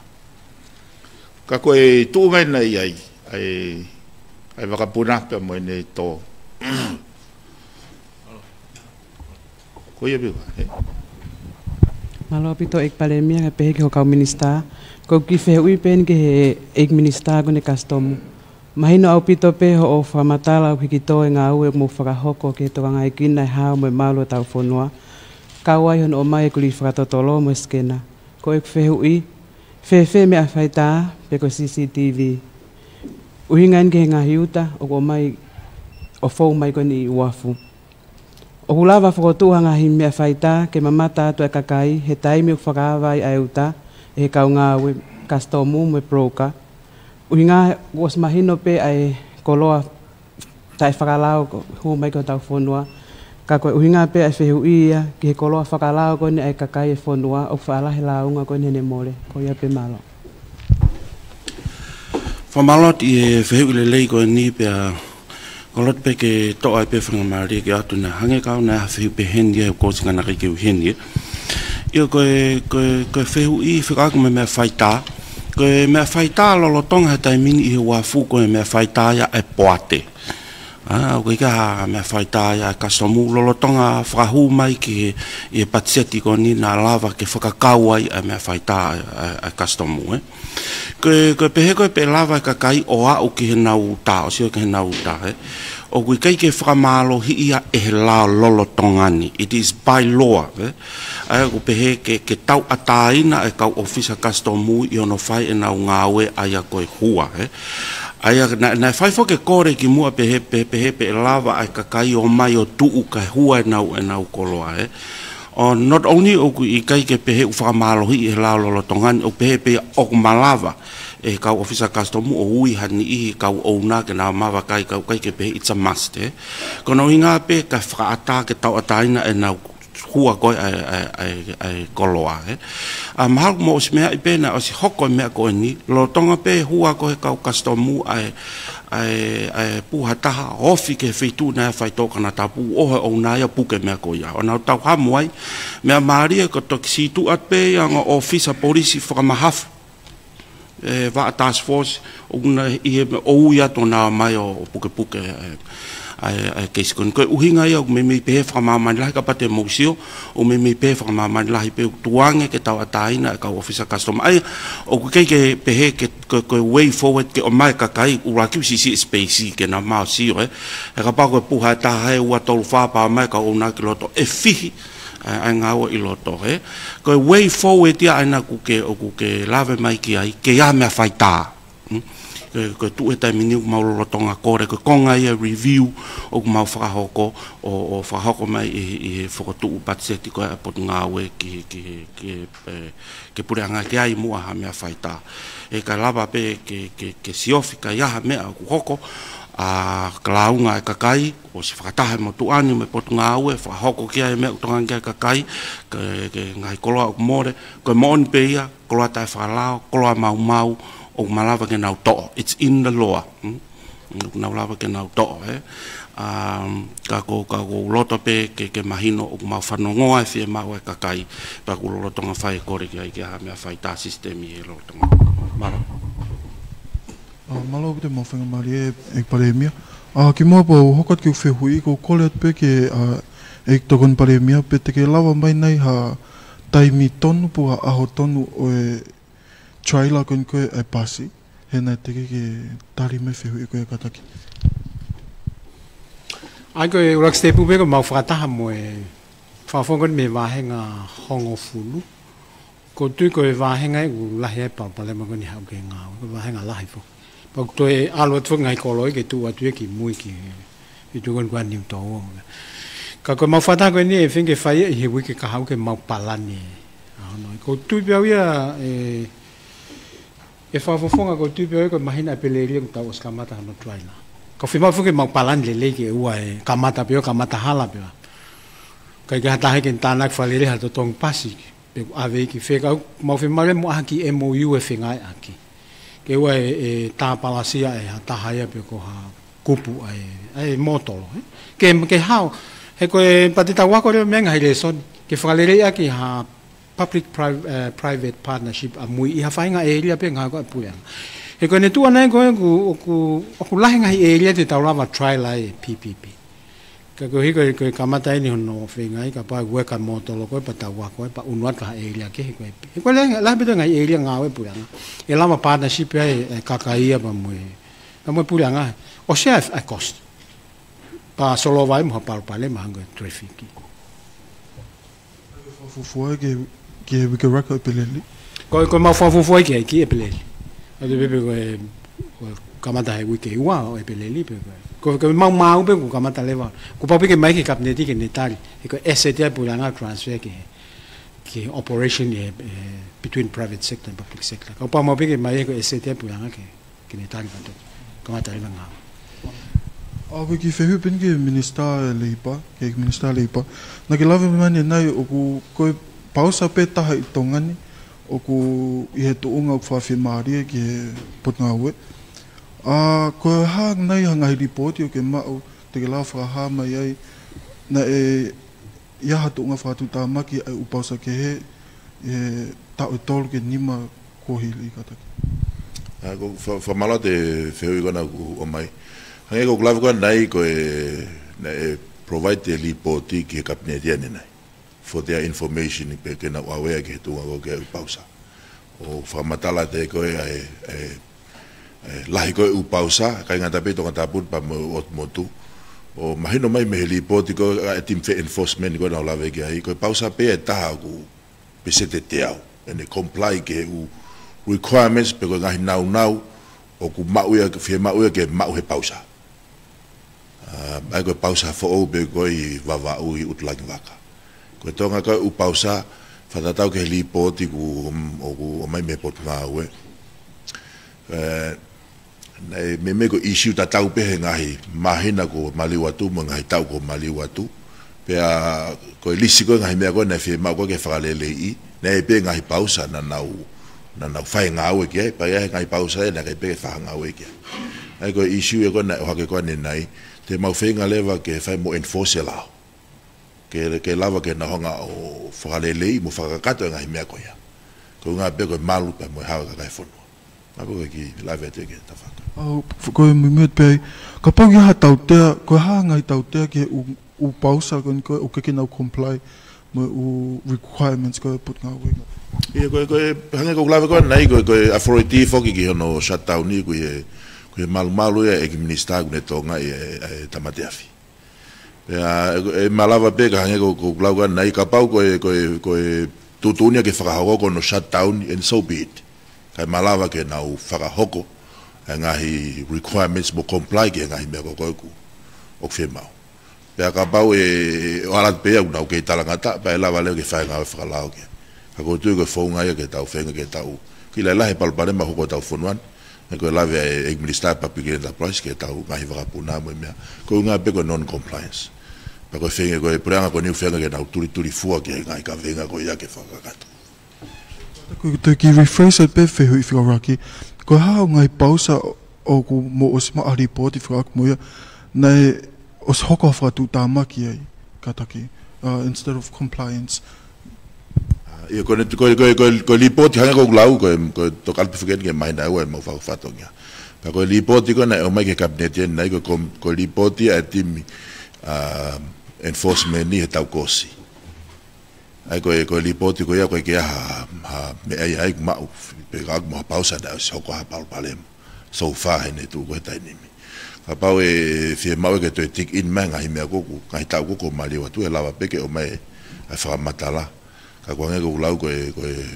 ga hi me penia ne o mai he report ko ni e ngo timi ko va nga we ki tua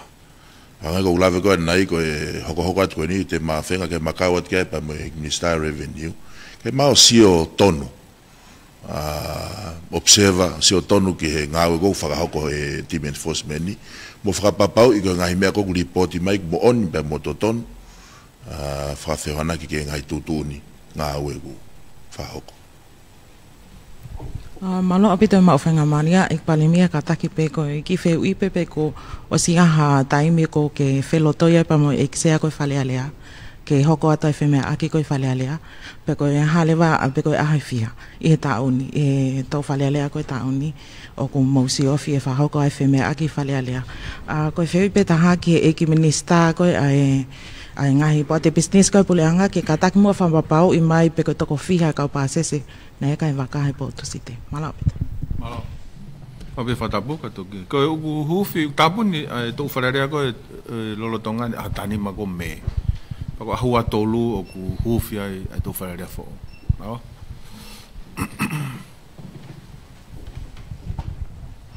Koe, nei toko taha pe pase se he waka koe nei palpare ma koe mea moiongo pai la tepe. Nei nau toko tolu pe.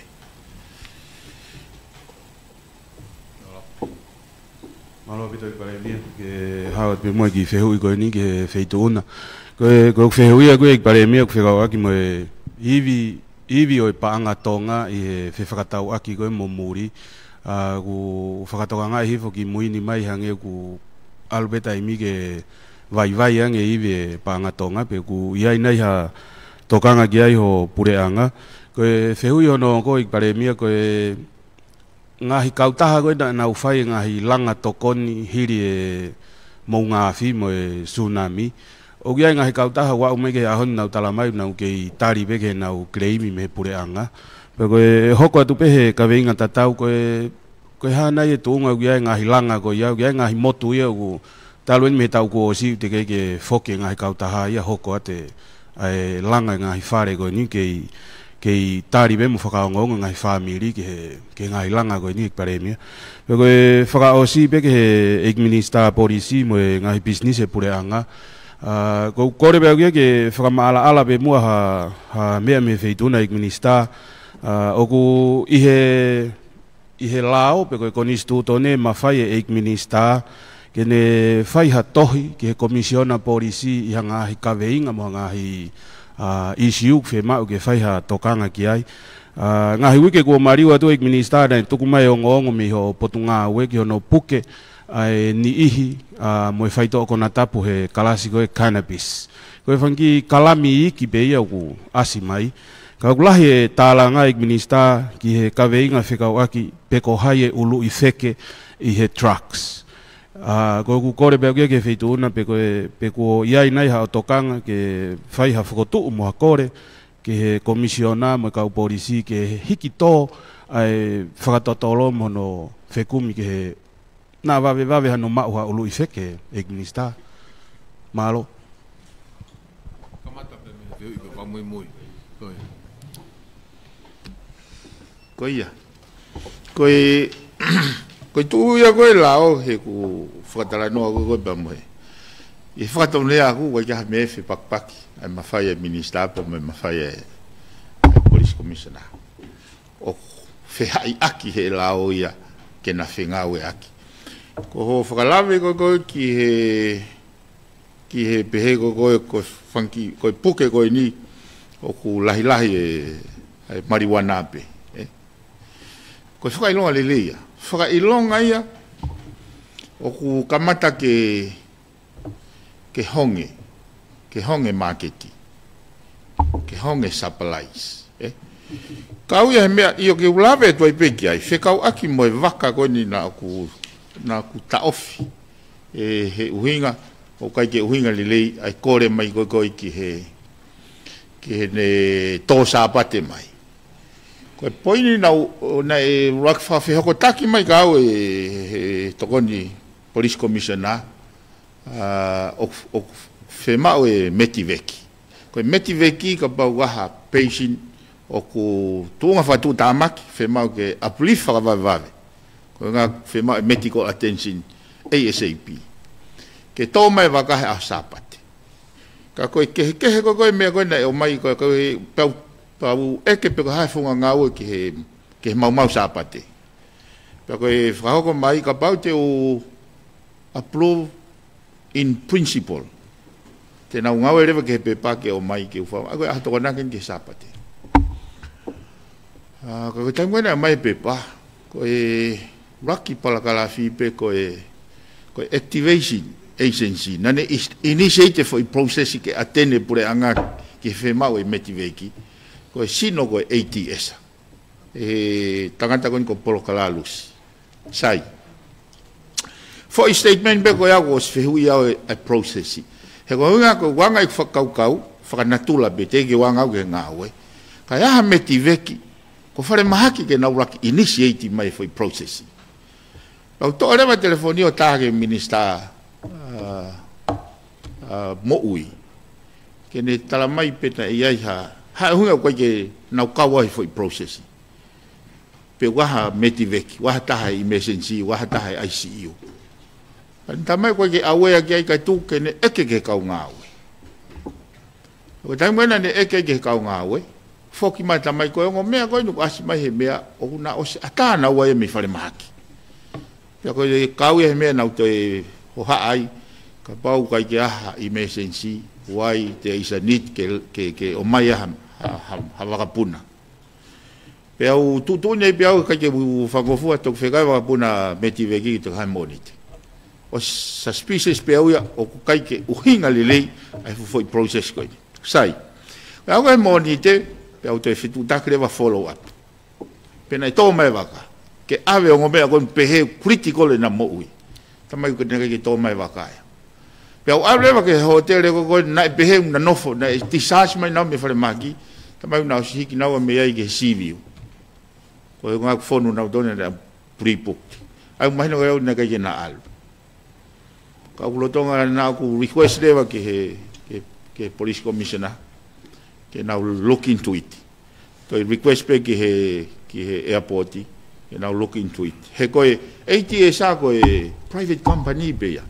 O ku contract he tonga airport ke now fai ground handling. Ai koe issue koe ni hono tau ma o mahafu he foi pota. Ai o apia o ku vai ai tau o skuta na si o process ko ya koe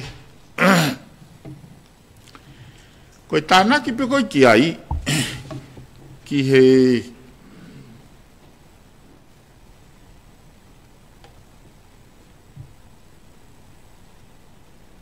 koe information koe na aku hanga to interrogate ke issue koe ni o kune open up ai can of worms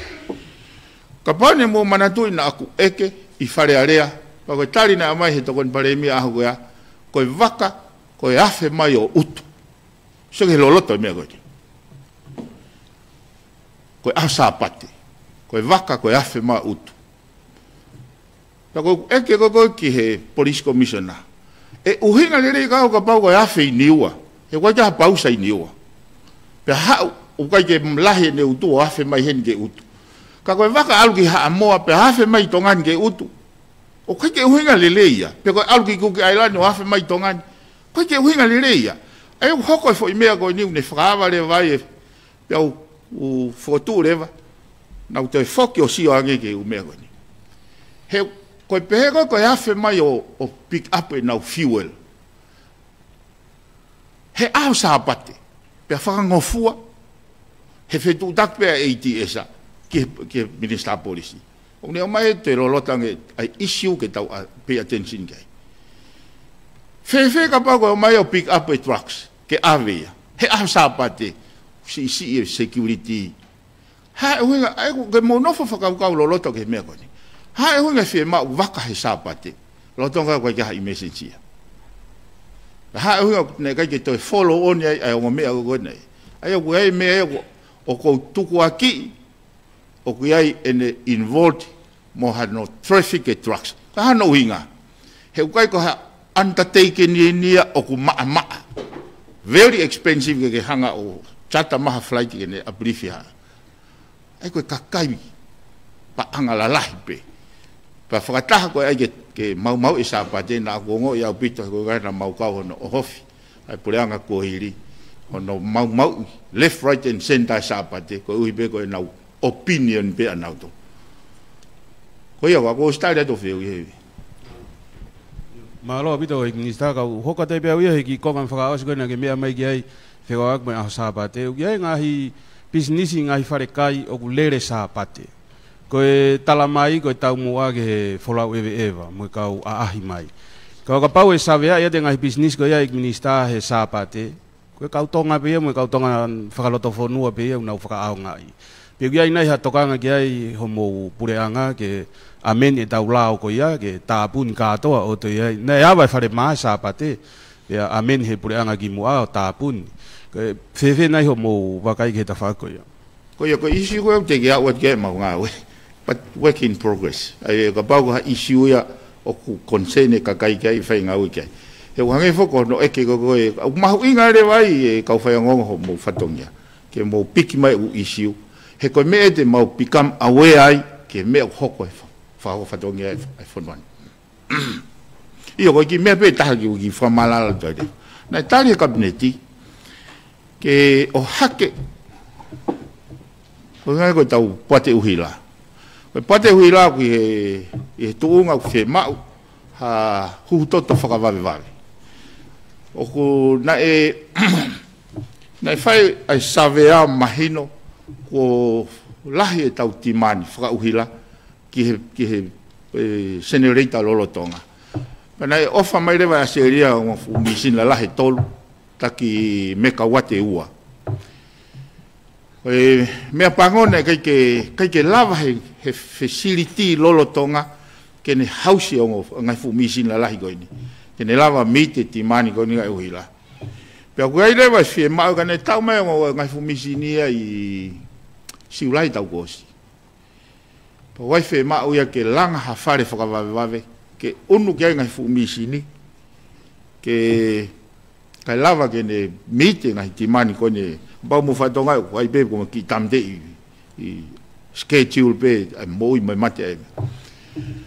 Pe e foi fe mau ia koe au te nau fe mau na tol ke laine hiva ke hon full miliona. Kai lava ke e langa facility kone. But that is preparations for the next 30 years. Ko ngai fu misin gon mo ngai fu facility gon ko fataki mai fo no ne ta wani ma ta to no ko si. Ai ko mahu inga ye ke o hake he pureanga ke hoko ko national priority. Paka pa e langa he taimini ka pa lava he pureanga ma hono silini he taimini e to osia ke ta fo. So ai ko ta fe kuki gon mo palparema e kai ke meeting ai e fe ma go uhila e makatuunga ia he tau whakawawave hono langa mea koni. Ka nau hanga o hake ke kabinetia mahu inga, ke iaha tokanga mawa. He koe palapare mai ne hoko koe ki he lulutai. Whenga lulutai ke totolope, ke ue apia waha tō nou. Tau toka o ware hake pe ko loloto i lue ko koe ngangana hi foko ke tanu i lulutai. Koe mahu inga e koe ke hanga ke mahu inga ia ai kau whakalere ngā oe he interest koe a shareholder. Koe shareholder koe pure anga, ultimately koe kakai. Ai ka pai o hake mau pe fofonga kakai ke maolunga e nau whanki interest whakatauhi wā, whakabenefiti. O koe kolusi nia koe mahino kau. Koe mea taha nau hanga whatoanga he mea koe ni nei lawe kia ke kau investor me muri. Nei launga mai me kau investor me muri, fe kau aku mo nau piti ki he ngahi 20 megawatt solar renewable energy. Koe mea koe nei mahino nei ai ki procession nei ngau e ki he poate uila. Pea nau tenta, pea o mai nau piti, pea nau awoti. Koe mea koe nei ke uhinga le rei kau, ka whai ngau e ki heni. Ko e te tenta pa te awoti ka pau ko ngau te puke silini puke mai na to sevesi. Ko na tola o investment kon he mea ko renewable energy ko ne hau pe investa ko farea pe ni farea ko mea pe fai e fetala no aki ko mea ko PPA. PPA ko power purchase agreement. Ko power purchase agreement ko mo strike pe ho mo felotoi alo investa foto ene plant ene factory pe ko hai ne me ko ke to ka wai poate uhila ia ko na tok fetala no aki pe he tai ma wai ke ne o mai uhila o ata ho seniti ai ko ngahi area ko ya ke te area sinde wanoa sinde tolunoa sinde te tolunima laine ko ya ai te negotiate ka ko men fai ke negotiate e ia e foi teknologia e femau ke in place kai lava plug and play ke competa polo ai uhila koe foi system uhila koe mo foi system uhila koe o mai koe ke hono interrogate foi process ko ni o asi mai ta koe tau laine uhila tau tolu ke mateu te uia ke he sola ke ne epsopu mai ke na fengau e aki mo electricity source ko ni ai au te ai mo foi dimension e ta ke fai hano toi siofi pena anga fe rewa hono faka atake na utenta mo faka he ko e ke tu ko ha mo ta ke ki he wa fe wani matama ke pesete fit noa pai 2025 wa o ta renewable energy ke pesete fit noa ka ko pesete ne via si ia pesete wa noa ma pesete ta tolo be pesete ta fitu ka ko ka ke o kulahe ai ngā oe ki ak mau tolu ko mau hange ko kulahe ka nei mau feiga ke whakamaa popo mo wakai e u whaunga ngā oe pe u kei alaini ke tau moa nei hui ngā hono ai mo kei maalunga pe ai interest ai kakai malo ko mea ke ngai whare langa to ki atu he tuan paremia ko ko fe ko ki mo abe ke lave ki he tunga ko ni ko ai feto a ko pa nga tonga ko ki lave reva ki he sapate na to ki filonga ke ba mo ko vana ko va ane afi pana ha mo ni report ta mai ko va ko le he sapate ka tak mamata mo o si o tofu a me ga me be ko no si report na to lu ki he tak mamata ka ku to fai be tak mamata ai do ange license o hange ku pa o si he potunga ko ni me ko ni ka mau ko hage be ko hi o ku mau te mau so ki hen he mahino mai ku mahino lere be me ko hange ki nga le ngai potunga o ka ko report ni me wa o tal mai o ku lai mau sabat ava ba o ai ka me ko ni o ki tai ai ko hage be ko hi ko ki me ka te mau ngai ki ai ko me ko ni ki feto ake panga i ko panga ko ni ko tonga ko no mau inga ko ki muri o tonga ia he pangke ko pangke pura nga se penge ka ko lao o kune hanga pe o ange ki poate pau ke ne ri ko he ahoni ko ko iri ko ha mahu inga pa anga tonga ke me taimini ki hanto al ki olunga te al ki lalo ngata pe se te nima pa ke ngata ne finga unu ko mandu fo ko me ko pa anga tonga he taimini o ko no mahu inga ko avarisi pa anga lai fa lak pa anga Amerika pa anga New Zealand pa anga Australia pa anga China China be se pe nima la he taha mo Amerika be se te nima no ko toenga ko Australia mo New Zealand aya ko na fe alu ako ni ka pa ko alu pa anga New Zealand pe mo Australia pe mo China me ko ana te ko lunga fa panisi fa Amerika una alfo ko fa varis ka ko anga ko alo sirini he tai mini ka fa te fito pe fokia ke anga ko unu aki ko pa anga muri ko ni marketi ko fa tau pa anga ai ko hinga lahi ko ki ai ka ku hanga pe lao o anga ki he bangke pure ke na fa e feri riu ako ni ka ke no fo pe foi va ako ai ko ni hanga foko fa fa nak ai anga ko ne mahu inga fa tau ko trade ko fa tong pa anga ko fa hona ki la pa anga hu mai ko me dai ko pa anga mohe ko tai mo la pa anga hu mai ko pa mama fa ko toi sange pa anga tonga ka ko tai min fok pe ki tau ai ko pe ngai fonga ke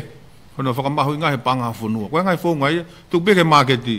ko la ko pa anga fe mau ki ai ai ko la ko fe mau ka pa la tau export ku panga mai gi hen mo lahi pa anga ko totong at me ko import totong ki muri pa una fenga pe na we marketi o na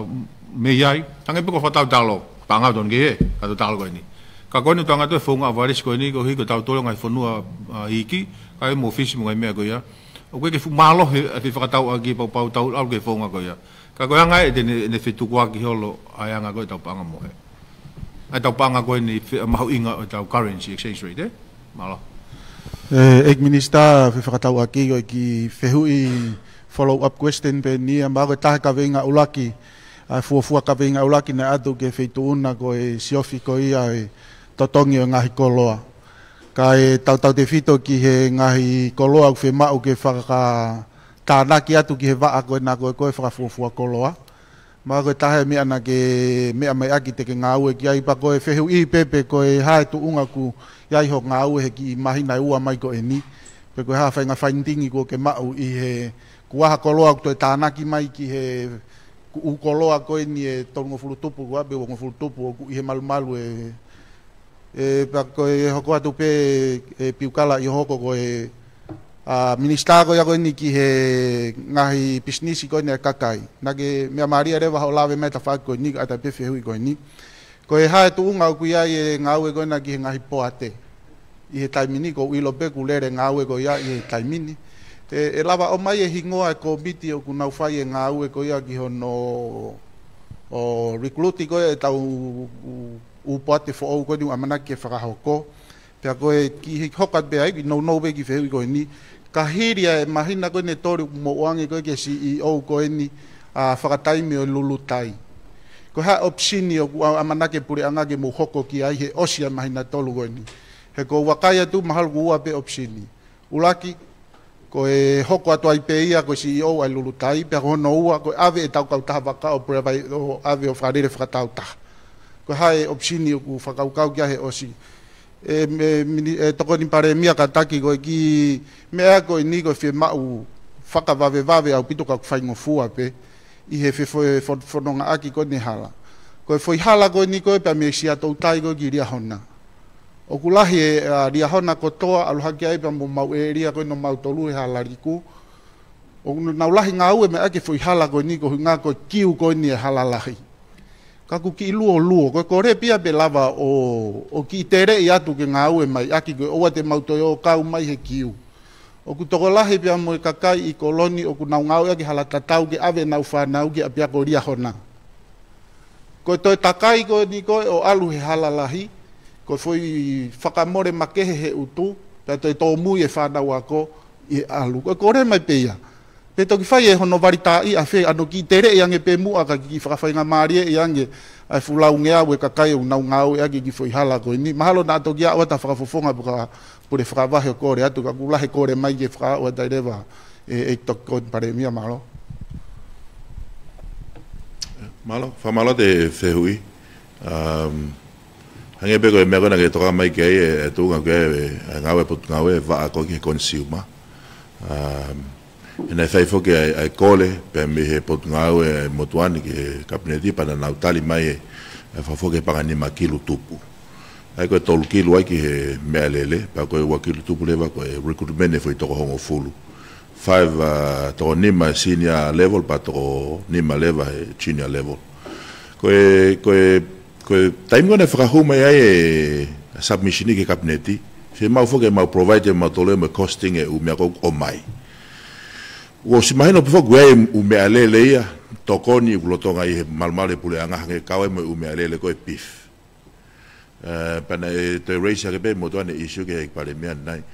ko u me alele ko na fe mau ko me alele fa ai ko tahaki e u khala bito be e u me alele me alele va tolu hen ke va consumer ke fa ke nga u ku fa am ko ke fa kakato sai ko tu ko ni ku lotonga tano ba mo ki to kon pale mia he ko no fama opo manga ngai me alele ko ke tau no ia ngai por ngawe o ku fai he ton pandemia so ko me alele kon ko lave to ai na fai ko le ka fai nge pe ko me alele ma ui he u me alele ko ni pe ko me alele ko ke ai ke ba u pa ko me alele pe to fatau ko tu ko ni o ku lotonga fai ngawe va ofi pe mo si o fa pa ngata ni ke fai mo transfer nge senti ka kamata no recruitment foi to ngo fulu te bege ka ko lo tonga ni lo tonga so fa he ka u pot nga weta ni na lo tonga takayo savea he ta ni e u tu ku u fare kologo ko u feitu lo koloni ko ngata pe e pe no ka pe ko rulo area ka venga ne ku muy la ya pito ya he motuani pe mo minister panga ya ho ka ko ikparemia e ka we nga hi nga we ku he malu e competena froti so lo tonga fai sa vea ka o mai ke peixe leva me ma nga ai ku tu nga ko ge ta ni malo ai ko fi ka ni nai ko ke u fare ko ni fi ka mo tsunami na ka we ma ai ko ha pai ko no muka mo fonoi pe mo tungua na wesia ai ko no muka wose na fale e wafa to na fale ngo fulu fa aspeki me ko tungua osia ko fonoi fale tolo lo tonga ka contracta ke fa os ata tasi ko fale ua ka ko to be ke taki ke vai ba mo uhil ta tau be ba mo no fa fo ka no polu i matatoa ai ko tunga ki e lava ka to be ki mo os ta fa panko ni ngai fale ko te whako ke hala, o ma whengen ke aha reporting system me he ngahi kolo hanga o dano e. Au mau e formu mau ofisi ke toki tufatu ke ka ofisa kolo, ke mau whinga ke nau reporti mai ngahi parapahe mako nau kue unke e. He ku takai pe mau kau ngahi matori ke ngahi hala, ka ku uksaya pito ke whewhi toko nako na meko na unke ke reporting. Ko parapahe mako mau tu e tai mini, na to kala to finga ke whakama opo ai mai varita ai potunga ke tanu hala ta fitu ke hang hala community ba fai whakaton tonu ai mo finga ke o mai konga varita ke to mai hen ka kamata ai ngawe kon ke tanu hala ai ko me ulwa ki ai ko me hono wa ko paanga ko nu mai ko e pulianga ke varita mai fuk me levi ko o lolo ai ko ta ulwa ke no fai levi ka mo fempe ke mahino pe ko e fi i wau ki hong fu tup miliona fai ko panga ko ta fa panga ni ko wo miliona fai ko e tanu ka mo ha pe me ina fika na at pe wiki mo o to mo ya ke to ngani panga e ta biliona ki he fix be nga infrastructure ke fefeka ke resilience ai ko ta fa ni tanu hala ya ma ki level ke ya ha to ngea ki fa ngea miliona ke ai nga he ke hala ka ko nga hala tanu e wo pe mo ilu pe whakakalase ngai hala, ai koe uaki mo iua, ai koe hala lalahi, pa koe pe ngai hala klas tolu tanu e ua pe, o sao pena to tuhu i mai hala te nau tanu. Ko toa ngau tuku ke puleanga, klas tolu whamo e nima, pa koe hala community tuku e ke ngai kolomo e puleanga ke nau wahe totoni, wari tā mo e maka.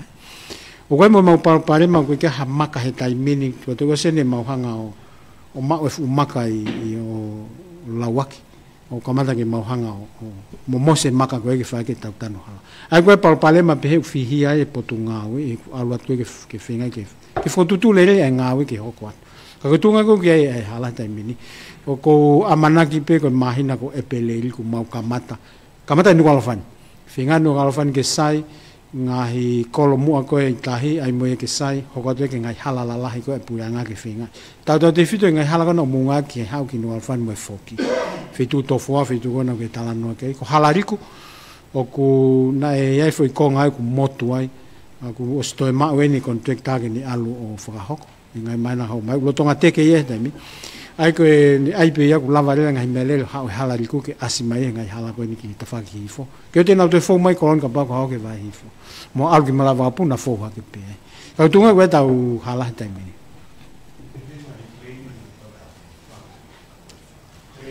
Koe ngahi claimia koe e he hunga tonga hunga hapa he ngahi langa. Mo whenga matu ki whakakato e mea kou whakalao. Koe ngahi mea koe ngahi issue whakalao ia ke whakatonton ka tuku whai. Pa koe me ngahi mea matu ki mau i he potu ngawe. O ku lele ngahi whakamore e mua he whonga totonu ke whai procurement whakalele e ngahi nau ke la. Nau tui whai peta anō ki he mistapanga i pai mea ke... Paupi ke totong he puranga.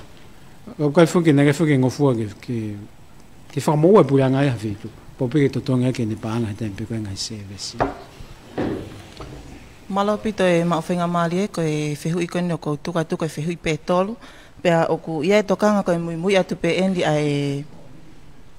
Mui atu pe endi ai mea na kawenga na ke mea ki ai e pale mea ai hotel oku amana ke langa i wha motu nai. Koe anga koe whanongona ke pehe oku kapau e whahoko ai langa ai hotel ko e nipa e whai ai tokone pule anga. Koe ki whe ilo pe ia kapau ko ha investor mi muli ki whapapau pe ko ha... Kau business pe i tongani ok na whahako langa, pia kapau ko ha investor mi muli, ko hana mga tuunga ok tokoni e puli anga investor ko eni, ka ku iai pe ai ngahi business takmata i tongani ke whakaivia. Ko e whikaua pe, ko e whikau ake ni mo e whalimamata anga spoti ko i tonga hai, ke whapapau i me pe me whaitu una na e whahoko e sainingi ko ni koe ai whalimamata anga spot ko ni ne kamata aki ko e Tonga High School Sport Complex. Pea koe hand over kon koe na whakahoko i he wikeni na e National Sport Complex ia. Ke whapapau i mai pe koe ha ai mea oku tukungangok i ai. Pea mai whaosipo koe ki whehui pe ke Minister Potungai Miteki. Koe wike kua osi na i he kaweingan koe ki he tokangai kina kon koe whililiwaki o ea. Pea koe wike kua osi na e whoaki ai storage facility ke ngahi lolo kou osi ngawe aki. Whai mai peha au ki i whamala ala he kaweinga ko ia koe hane ngahi lelei ko ia ki tongani i he mawhotu ko ia ai storage facility ko ia i tongani ko uhi o kutau ko tahe kaweinga aku whaikai ai tokangai kina ai whililiwaki ko ia ea ko ia pe malo. Taret baka toka he tuan paremia. Ia ko tau sipoti ko ni ko me ai e whonua National Sport Complex. Na e pehe patok whaingoa. Ka ku tau mea tau alo aki. Mau e mo sei na fia lai ko sia ina. Na mau ai mato e falu ka ko e tunga hilidio hingoa. Pa ku ata fa bito ai kologan ko mala e basketball ko tennis. Pe ka ngata ko fu stadium indoor stadium ko ni ki he me ko fa ngai office ke pa te mo ko me ki ai. Pa bit pa ku tanam misa ko pa ko fotu ha ki poate ia. Na sino ko mit gen tonga no toka ngai ki na me ko ni. Ko hike ko konga lahi o tau ni mano ai lolo ko mo ui ngahi me ko ni pa fa mo ke fa han tonga ke lava maintenance ke lava vari mo me ke matau hi hono ngahi me ko ni hono tunga fa fa ai ko lo lahi pa ko tu ko te tuan ke sipoti ko tu lahi ngahi me pa ko ai pe minister ako mo ke sipoti fa mo fa afe mai hani hangai ko tal mo meo mai ki ko fe timi ko ha ko ai tau malo hi ai o mai o la ki lere ia he ko he ke hofi age me au tau fe fi ai ko me ko ni ki he ka ta ha ko ni ko mai ki ko na mai ko langa ai hotel ko ni takmamata i fo mo tu ko fu panga lai fo ke ara be fo ke ta ha fo noa ke ne fai a hono fai ngai me ko fanga ngata i vi mai fai fa panga pe aku na wo mai ko to ko ni ko fai ko ka na tolu o ta tau pe ko tonga pe ko ta me mu ai ko me ko na fe mau no tolu ko ngai to ko ni tuku hau a fe ke ngai fa ata me ta ngo fu ta nim ko hi ka fai langa ko hi pa matu ka fai ngai langa ko ni ngai fu panga fu ka pa ko no ni milion ko ta fa fo ki ko pango ya ai la ko fai ngai fa mo pe ke panga la ho ke mai fa mo ki pa ke to ki lava o ta na fa fo ki mai i ta ula ai reo ko na fa mo ko ko kamata ko na business ke lo ka pa ngai ta na ki mai ai ko me na ko le me fe ke mo ki fa ta ngai ta mo ki ya re ke ngoful pe ta ni ai tu ko ha ko ko la wan ta na pana os pe ta ni ma ko ya ma pa ngau to nga e me pana le re to ta na ke me ka ti ta to lu ka ko fu me la hi ko le re be ko ai hu mai hotel la hi ko ni la hi pe ka ka yo mai ki muri ni la ta to ka ngai kina taki mama ta ngai sek to moi ngo we ko ne we si le re ko e fo no ngai me ka ku ta be ka ta tong ai un auto fe mano to ke take hala ke ngai fe to mo uhila ke fe ke ma wa wa he ka ko fu le re ko e ma e fo no ni ne tu ko e ko fu ko la ai ko tu ya ko ai ko lo ko ya ai investa ko ya he ne hu mai ko ni I ke kamata ka ko tuang ke me te ki e fila ve mo store visit mala ko ngahi me fu ke ko pa mo ve kona ko fi la he ko hu mai ke puranga ko ni ko to ka nga e me ko ya o mo si pe ke ma u a he ko ni ku fai ma ora ni ke ve ki solid waste pa ko ma ni ke ma alu ke me ko na ko ta no ke lolo ko nga ki pe kri aki ko e fa ma ki we na u me fa ka au na to medical waste o ta fa ngi lolo ko nga ki mo fi he o mai ko ka investa to ko ni me ko no fa ka au ka we mo nga me lele ko se nga ka ta no mai ta mai te no nga tu nga me lele ave ka ko no fa lu ku fu afo ki ko u hinga to kanga pe he ku lahi e puke o tau fonuan pe ave ki fale mahaki pa nga ke se ni ko ke lu pe ko hai fai to pa ko ke lu pe ko te ki ta halama ta toluia o link a ngahi mahaki ko ma he kakai mo mate ke iki ai kakai tau si pa mo me ko hoko tau atakai ko me mo finga ke fai ko a ngente mau alu ki ngahi tu nga lolo ngahi pausa ko ngahi feitu ko ku fare ensinia mo me pe ke mau si pe ku na fefe e waste e ko liquid waste ka ba na talanga ta ko me ko fefe ai ko re ma fai ke tau te pe te tapu ni ngai me ko ke te na fai ma pa u lo na hanga ai me alu ke tau mo anga ango ta da nei ko si ai arsenic pe mo ikola ko si e mu ya ko arsenic ko u ka me na ta no ko ke me ko si ngai te ni ko si ta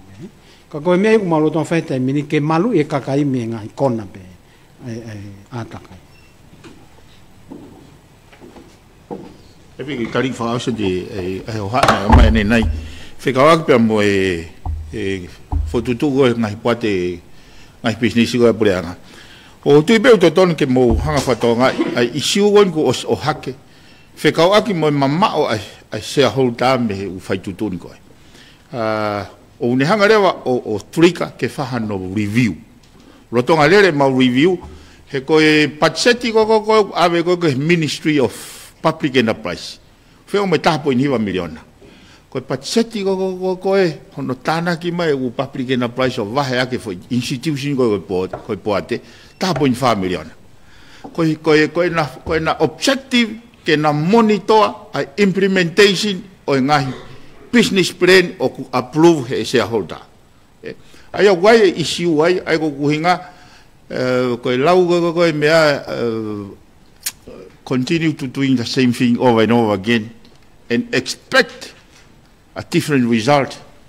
o definition is insanity ai ko kuhinga ku tasili sili te palpare ma hoko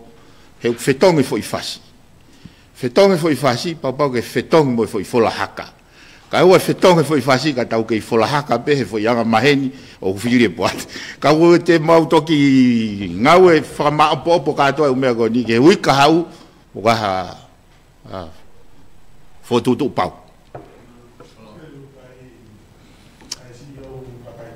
ko ya hange ko kulave ko ki mo he press conference ko decision na ma wa fai na ma wa he ke konkonga tol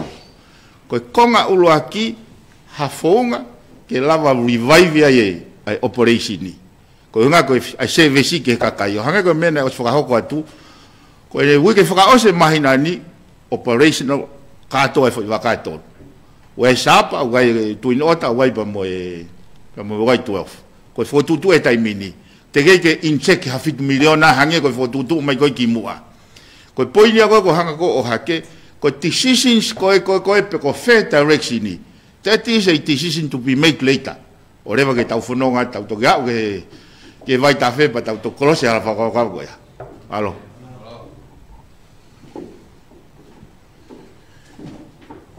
Kata koe ki fia whamalala pe ke whiheu kana ke o mai ane nai whikaak pa moe pehego kai ke advice e upau sa whikaak me to tong fo. Aku koe ke pek mai pot ngawe, whako mai ku tau pausa whakatofo ke whanoa. Wa ano i tongan pe a ta whalewa ngai ot motu. Pea koe whatongia e pot ngawe ke advice ngahi pule pausa ki he to tong fo. Pea koe whatongia ko kohono advice he pure pausa ke ne kau ngawe koe me ai business owner koe kia ko tu mahal koe kep ne hoko ia ka ko pau pe ke advice he bon ngawe e kau business kau owner koe ngai pausa fe ka mo lili we toto malo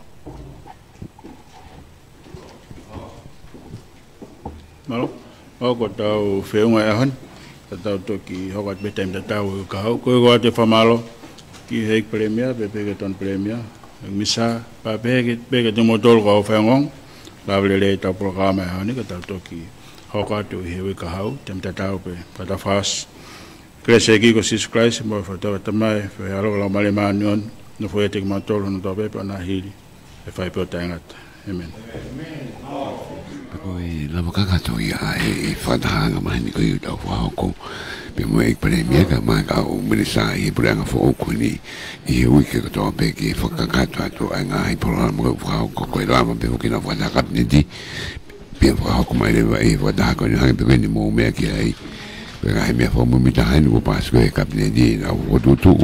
pe ga me ko yo la fa da ni a le ya tu ki ma lo ai programa ko ya o e fia fini ka ko fa fo ga de ka ko tu ni ko ya ini ko boleh kama atas tohi ko anak wili ko sa sabaka mo bea